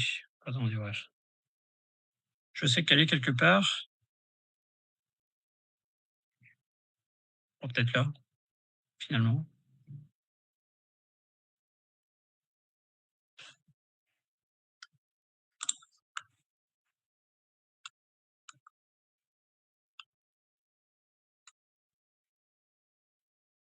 Ou sinon, ce que je peux faire, c'est partager le diaporama. Le diaporama des. Oui, je vais vous partager un autre pour être sûr de la trouver, ce sera plus simple.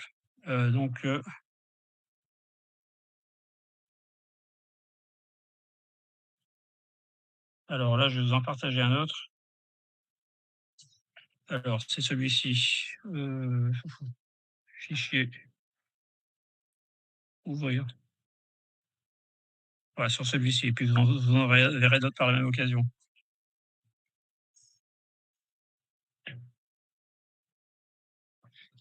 On va toutes les faire comme ça, vous aurez un petit supplément au programme. Alors,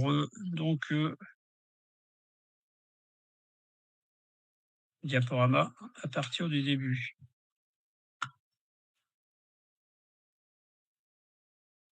Là, est-ce que vous le voyez ou pas? C'est pas sûr. Comment on avait fait là pour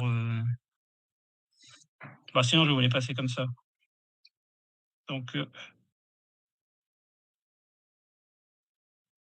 on repartage.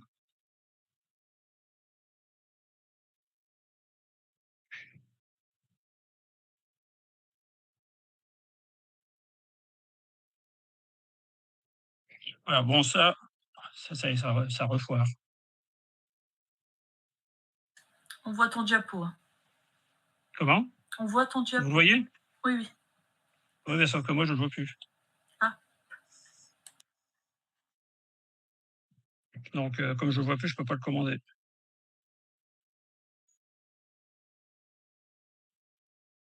Ah voilà. Bon. Donc là, celle-là, c'est la première, donc c'est celle de 1988. Voilà. N'afficher que ce que je partage. Voilà, c'est bon. Voilà, donc ça, c'est la première de 88. C'est celle qui était faite aux Philippines. Alors là, c'est pareil, il y a eu un vent d'éclipse, fabuleux puisque quand on est arrivé, il pleuvait. Il y a plu jusqu'à quelques minutes de la totalité. Alors le ciel n'était pas complètement dégagé, mais ça s'est dégagé le temps de la totalité, quelques minutes après et en gros 10 minutes après, il pleuvait à nouveau. Ce qui était particulièrement sympathique pour ce qui est des conditions d'observation. Et là, on était au sud des Philippines sur une île, donc on n'était pas du tout sur la ligne de centralité de l'éclipse parce que c'était dans une situation un peu compliquée puisque c'était à l'époque la révolution aux Philippines. Et c'est grâce à ça qu'on a pu aller observer cette éclipse qui avait en gros 15 de probabilité de ciel dégagé, ce qui était quand même pas beaucoup. Et comme toutes les réservations avaient été annulées, on va dire dans les 3 semaines précédant le départ, on a eu le séjour à 15 du prix. Donc c'est pour ça qu'on a bravé les interdits, on y est allé quand même.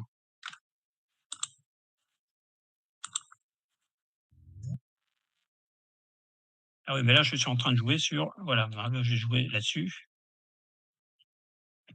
Là, j'espère que ça va marcher. Voilà. Vous voyez une autre éclipse là? Oui, c'est d'Hawaï. Ouais, d'accord, bah, c'est bon, ça marche. Donc ça, celle-là, vous avez vu, voilà.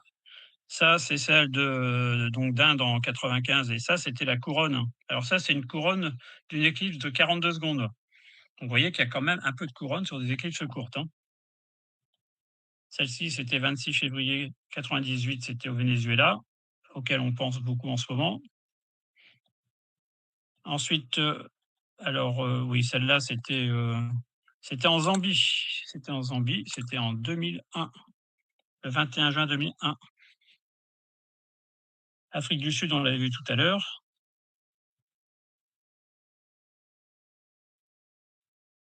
Là, c'était en Islande. Éclipse annulaire à 2 degrés au-dessus de l'horizon. 4 jours de beau temps, les 4 jours précédant l'éclipse. On prend la météo, c'est à l'époque, on prenait les météos dans les aérodromes pour avoir une météo à peu près fiable. Et on nous a dit qu'il y avait 2 magnifiques systèmes dépressionnaires qui arrivaient en même temps sur l'Islande et que si on voulait sauver les meubles, et encore sans être sûr de pouvoir sauver les meubles, il fallait filer soit le plus loin possible au nord-ouest, soit le plus loin possible au nord-est. Or, comme par rapport à l'arrivée des perturbations, le nord-ouest était mieux placé, on a filé donc de 600 km nord-ouest. Alors 600 km en Islande par la route, ça veut dire à peu près 200 km à vol d'oiseau et encore. Et puis, on s'est installé, donc, je vais pas dire les nuits précédant l'éclipse parce qu'il faisait jour 24 heures sur 24 à peu près. C'était une nuit de petit crépuscule et on a eu un ciel effectivement complètement dégagé, à ceci près, que, les nuages nous ont rattrapés forcément. Et au début de l'éclipse, il y avait une barre de nuages d'altitude qui barrait l'éclipse, et juste là, il y avait rien d'autre. Et puis cette barre, elle était tenace, elle a pas, trouvé moyen de bouger et on voyait arriver, par le sud-est, on voyait arriver, les perturbations. Donc, en gros, une demi-heure avant la totalité, on a pris, comme on dit, nos clics et nos claques. On est parti, on a fait une trentaine de kilomètres de piste, à toute vitesse et à l'instant fatidique, on a vu un rayon de soleil, on s'est arrêté sur la route, sur la piste, on a sorti les pieds photo, les téléobjectifs et on a réussi à surprendre l'éclipse en phase annulaire. Enfin, on va dire une demi-éclipse en phase annulaire parce qu'il y avait quelques nuages quand même et puis il faut pas oublier que l'Islande, c'est un pays où il y a des fjords et bien sûr, quand on est à 2 degrés sous l'horizon, il y avait aussi, des montagnes qui nous gênaient un petit peu en face.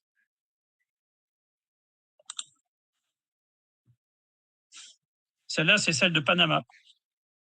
Alors celle-là, elle a bien nommé parce que l'endroit qu'on avait trouvé pour aller observer, c'était la Playa Coronado et comme on n'utilisait que des filtres Coronado, c'était très bien. En fait, là, on l'a sauvé aussi en se déplaçant parce que sur les sites officiels, il y avait des orages. Et les orages, on les avait vus former les jours précédents. D'ailleurs, on a pris les 2-3 jours précédents, on revenait du nord, de la frontière du Costa Rica. On s'est pris des orages les jours précédents. Donc, on s'est dit, la seule façon d'éviter les choses, les orages, c'est sur les montagnes que ça se forme. Donc, il faut se trouver l'endroit qui est le plus loin possible des montagnes et qui reste encore sur la ligne de centralité. Et il n'y en avait qu'un seul dans tout le coin, c'était cette fameuse Playa Coronado. Ça, c'était fait avec une lunette de 60 mm de diamètre du siècle dernier, avec un filtre Solamax 40. Ça, c'est la fameuse éclipse annulaire du sud tunisien, avec donc des photos conventionnelles classiques donc sur le rond. L'anneau blanc, s'était fait avec une lunette Megrez 80 mm. C'est la phase annulaire au maximum. Et puis ensuite, au milieu, le sigle SAF, c'est tout simplement un carton percé de trous sur le principe du sténopé, et c'est des sténopés faits pendant la phase annulaire. Donc ça veut dire que là, on en reviendra sur la 3e conférence. On peut faire des choses très sympathiques avec absolument aucun moyen, ça par exemple. Ça, c'était au Niger en 2006, c'était une éclipse de périgée. Il y a tellement de périgée qu'on a un petit peu de lumière cendrée qui apparaît sur la Lune. Parce que théoriquement, la lumière cendrée la plus éclatante qu'on puisse observer de la lunaison, c'est la nouvelle Lune, pendant les éclipses totales.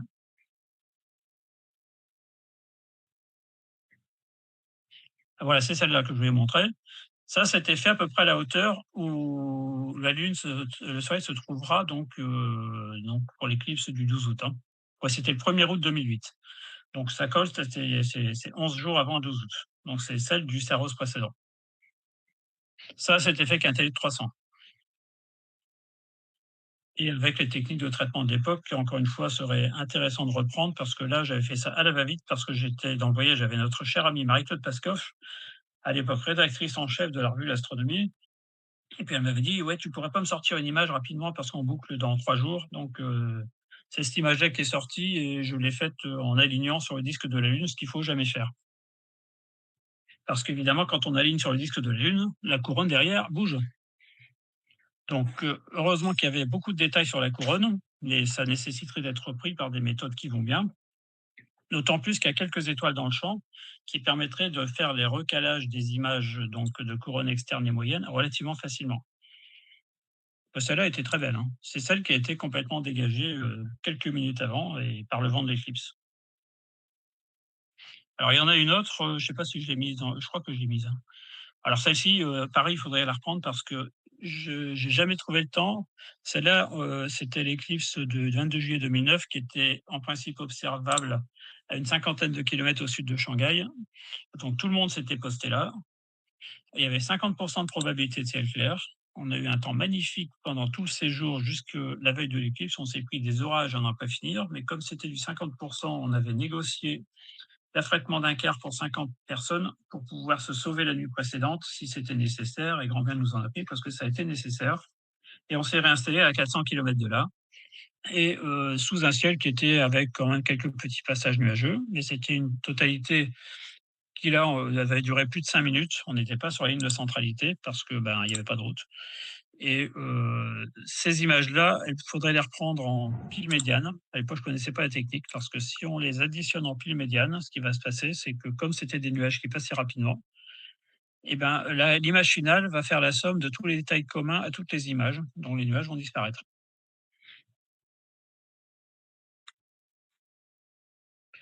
Bon, ça, c'est pas une éclipse totale, c'est une éclipse qui a eu lieu donc au-delà du cercle polaire.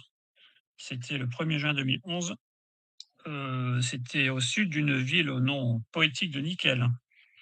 Alors Nickel, c'est une ville où on fait du retraitement du métal du même nom. C'est l'un des endroits au monde les plus pollués, puisqu'à 10 km à la ronde autour de Nickel, il n'y a pas une seule trace de végétation. Et puis, comme on était très haut en latitude, il suffisait de se déplacer vers l'est une trentaine de kilomètres pour gagner à peu près 1 degré de longitude. Et plus on filait vers l'est, plus on pouvait placer le maximum de l'éclipse sur le soleil de minuit. Et là, on a quasiment réussi, parce que là, on voit très bien qu'on a l'image donc, qui correspond au plus bas de la course, sauf que les nuages ont commencé à monter. Alors, je ne vous raconte pas le bonheur que c'est de faire une composition comme celle-là quand il y a des nuages qui montent. C'est une horreur absolue. Ça a pris du temps, mais bon, le résultat en vaut quand même un peu la peine, hein.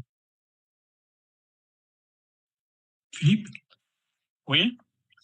j'ai une question de Jean-Marie Marc Oui? qui demande si tu connais des amateurs qui ont l'intention de prendre le spectre de la couronne. Oh bah, moi je connais des amateurs et même des pros qui vont le faire, ils vont même là-bas que pour ça. Mais c'est pas l'éclipse la plus idéale pour faire ça, simplement parce qu'elle est basse. C'est que donc il y aura quand même pour tout ce qui est dans le bleu et dans le vert, il va falloir insister quand même pour pouvoir sortir quelque chose, hein. Or la couronne, c'est plutôt dans ces couleurs-là qu'elle joue, hein. Donc nous, notre cher ami David Valsgabo, nous tanne pour qu'on refasse l'expérience d'Eddington. Je pense qu'on la fera plutôt sur celle de 2027. Parce que là déjà, la réfraction atmosphérique sur, à quelques degrés comme ça au-dessus de l'horizon, elle va déjà faire qu'on va être, bien à mal par rapport à la remise en place, des rayons. Parce qu'en gros, il y en a on va peut-être oser essayer d'utiliser des correcteurs de dispersion atmosphérique pour ce qui est des imageries couleurs, mais c'est pas sûr qu'on s'y risque, hein, parce qu'il y a un risque de raté qui est quand même important dû aux correcteurs de dispersion. Alors pour faire la spectro sur un spectre qui est déjà dispersé par l'atmosphère, sûrement que c'est faisable, mais qu'est-ce que ça va apporter de plus que ce qu'on connaît déjà, de réaliser dans de bonnes conditions, je sais pas. Mais pourquoi pas, hein, c'est faisable, hein. Alors celle-ci donc, c'était Arizona, c'était une annulaire. Alors celle-là, c'était le 20 mai 2012, c'était 2 semaines avant le passage de Vénus devant le Soleil qu'on avait été observé à Hawaï. Donc on s'était dit: on va pas retourner chez nous pour revenir dans 15 jours». Donc on a traîné sur place et je peux vous dire que dans cette région-là des États-Unis et à Hawaï, il y a de quoi traîner pendant 15 jours. Et cette photo-là a été prise avec, c'était au PST. C'était au PST que j'ai colorisé en jaune parce que, bah, pour changer un petit peu. Et ça a été pris pas très loin de Lake Powell et d'un endroit fabuleux qu'il faut au moins voir une fois dans sa vie, c'est Antelope Canyon.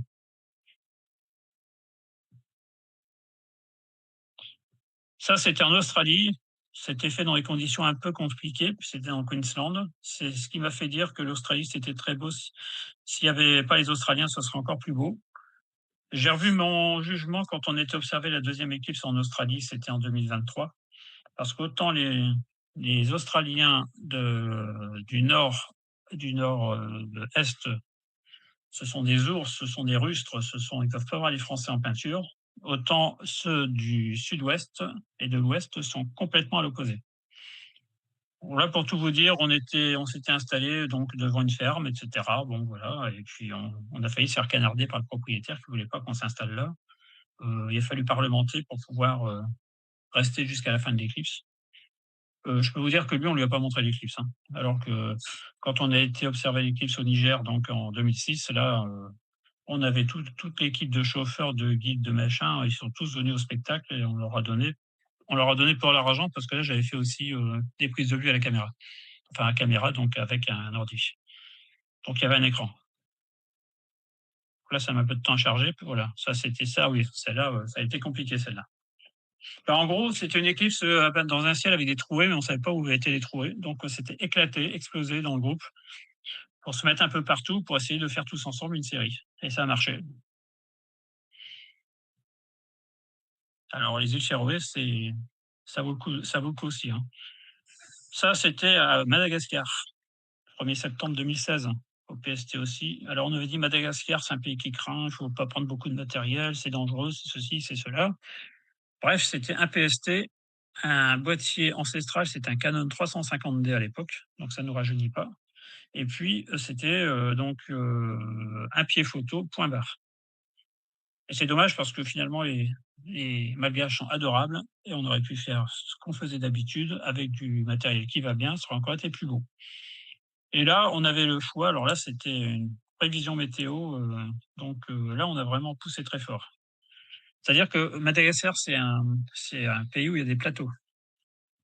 Et on descendait du nord la veille, on était monté sur un plateau, où d'ailleurs on avait notre campement, et dès qu'on est monté sur le plateau à l'heure de l'éclipse, on a vu les nuages arriver et couvrir le plateau. Et quand quelques heures après on est descendu du plateau, en descendant du plateau, on s'apercevait que le ciel était dégagé.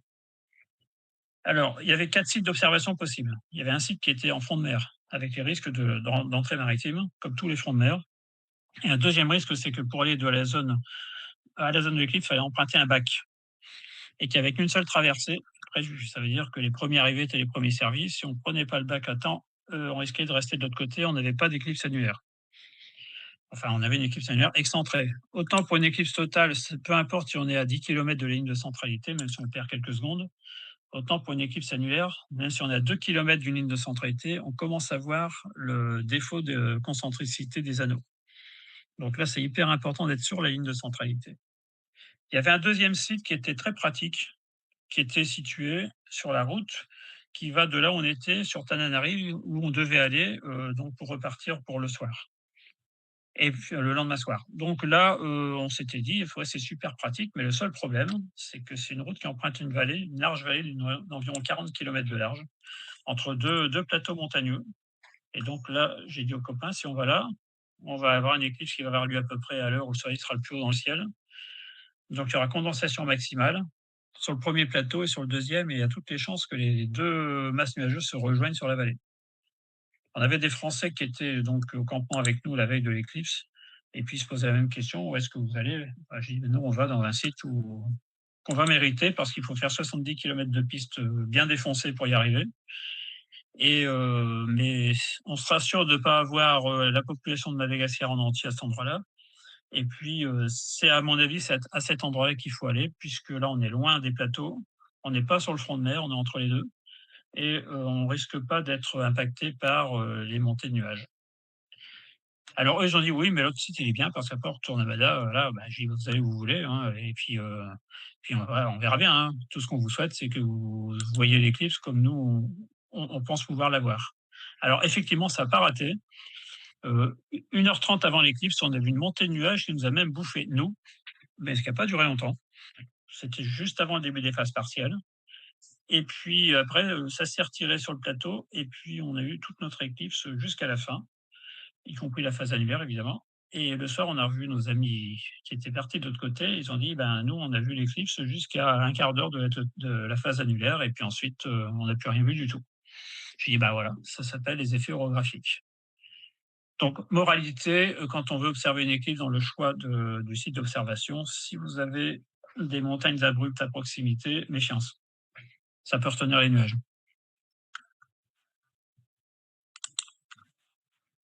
Bon, celle-là, on la connaît, on l'a déjà vue un certain nombre de fois. Je ne sais pas si elle s'affiche chez vous, mais pour l'instant, je vois du blanc.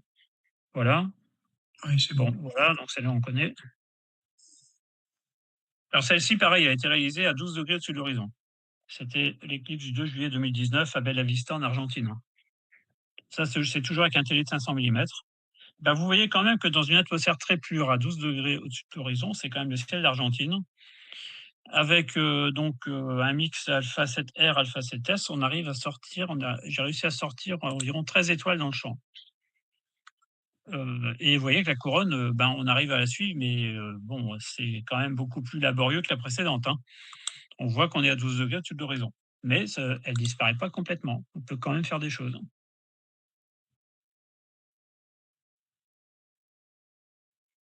Bon, ça, c'est celle que vous avez déjà vue, c'est celle d'Australie 2024. Alors celle-ci, sauvait un peu d'extrême justesse, parce que, en fait, on était dans un ciel où il y avait pas mal de nuages d'altitude. Donc le simple fait de faire de la pause, et en faisant de la pile médiane, on a réussi à faire disparaître une bonne partie des nuages. Ceci dit, le piqué de l'image, enfin peut-être pas le piqué, mais surtout le contraste et la finesse de l'image s'en ressent quand même. On voit bien que j'ai pas pu mettre le nombre d'images que je voulais, hein, parce qu'on a quand même été bien entravé par des passages qui ont fait qu'il y avait des parties d'éclipse qui étaient inutilisables.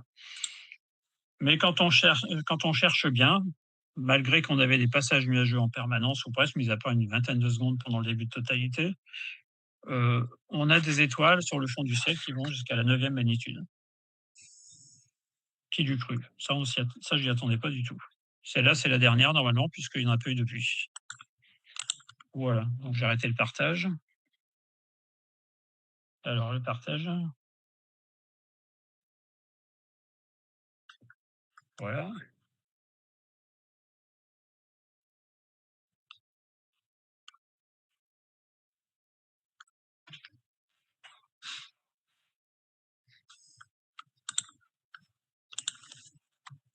Est-ce qu'il s'est arrêté le partage?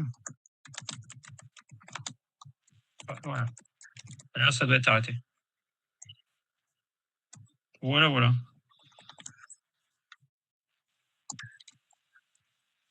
Oui. Par Et contre, puis, il restait une question, non? Ou elle a été dite pendant... c'est quoi la question? En fait, Philippe, je crois que tu as répondu en Ouais, t'as montrant répondu dans le... l'image de l'éclipse du mois d'août 2008, ce qu'on pouvait Oui. sortir au niveau de la couronne si vraiment le soleil était très bas sur l'horizon. Oui, ça c'est ce qui compte essentiellement, c'est la transparence et la pureté de l'air à ce moment-là. Il vaut mieux avoir une éclipse basse dans une atmosphère très très pure que d'avoir une éclipse un peu plus haute dans une atmosphère où il y a du halo, où il y a de la poussière, etc. On espère que le Sahara va pas nous gratifier de cadeaux dont il a de plus en plus l'habitude, à savoir des vents de sable. On a échappé de peu à ça, c'était en 2017 aux États-Unis, où là on a échappé aux feux de forêt. Et par contre, ceux qui ont été en Oregon, ils ont eu droit. Ils n'ont pas eu droit aux feux de forêt, ils ont eu droit à la diffusion de la couronne due à la fumée montée en haute atmosphère. Alors pour répondre à la question sur les protubérances, oui, donc pourquoi pas. On peut faire les images de protubérances qu'on pourra faire donc avec pendant une éclipse sont toujours plus belles que celles qu'on peut faire avec des filtres Coronado et tout ce qui s'ensuit.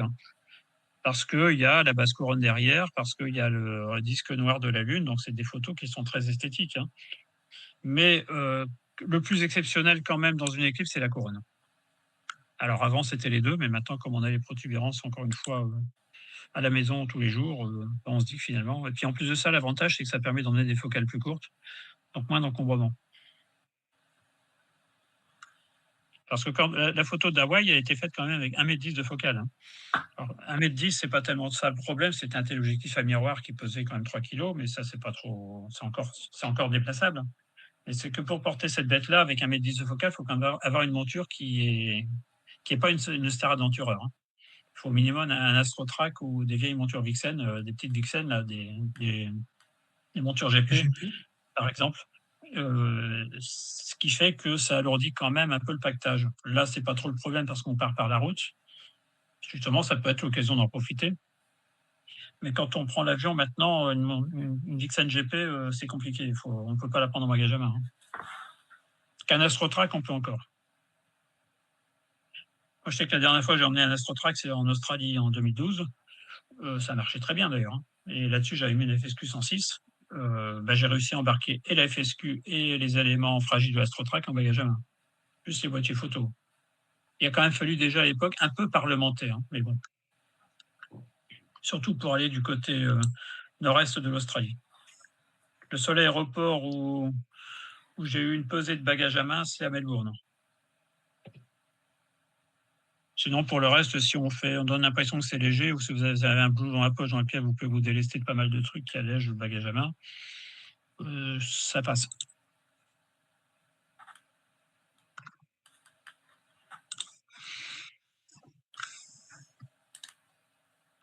Sinon, moi j'avais une question à titre personnel.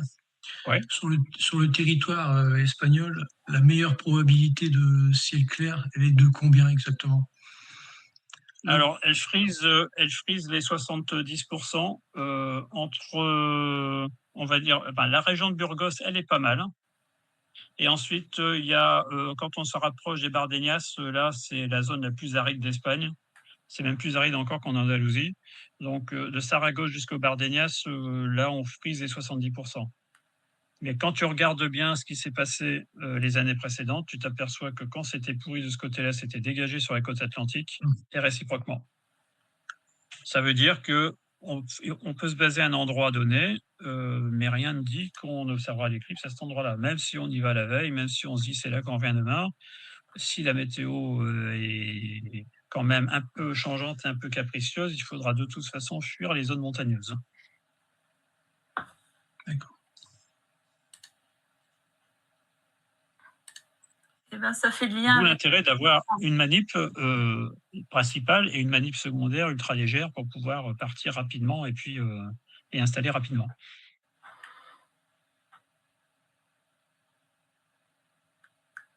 et du coup, ça fait le lien avec la prochaine visioconférence qui aura lieu le 9 juillet à 21h, mais n'hésitez pas à vous connecter. On voit pas ton doux visage, Valérie?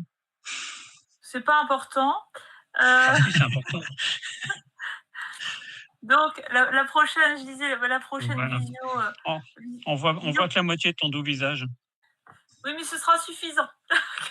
Non, il faut remonter un peu baisser un peu la caméra pour que tu remontes un peu sur le champ. Non, mais ça va aller comme ça. Le plus Parce que là, important, ça fait un peu tête de Louis XVI dans son panier, là. c'est pas grave.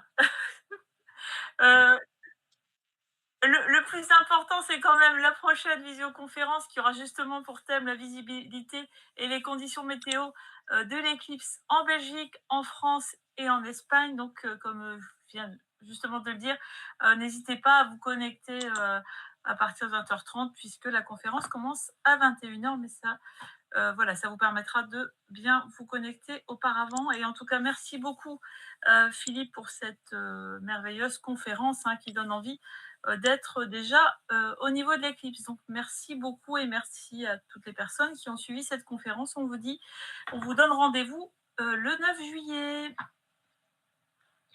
Bien, sinon, la conférence va être disponible sur la chaîne de l'Observatoire.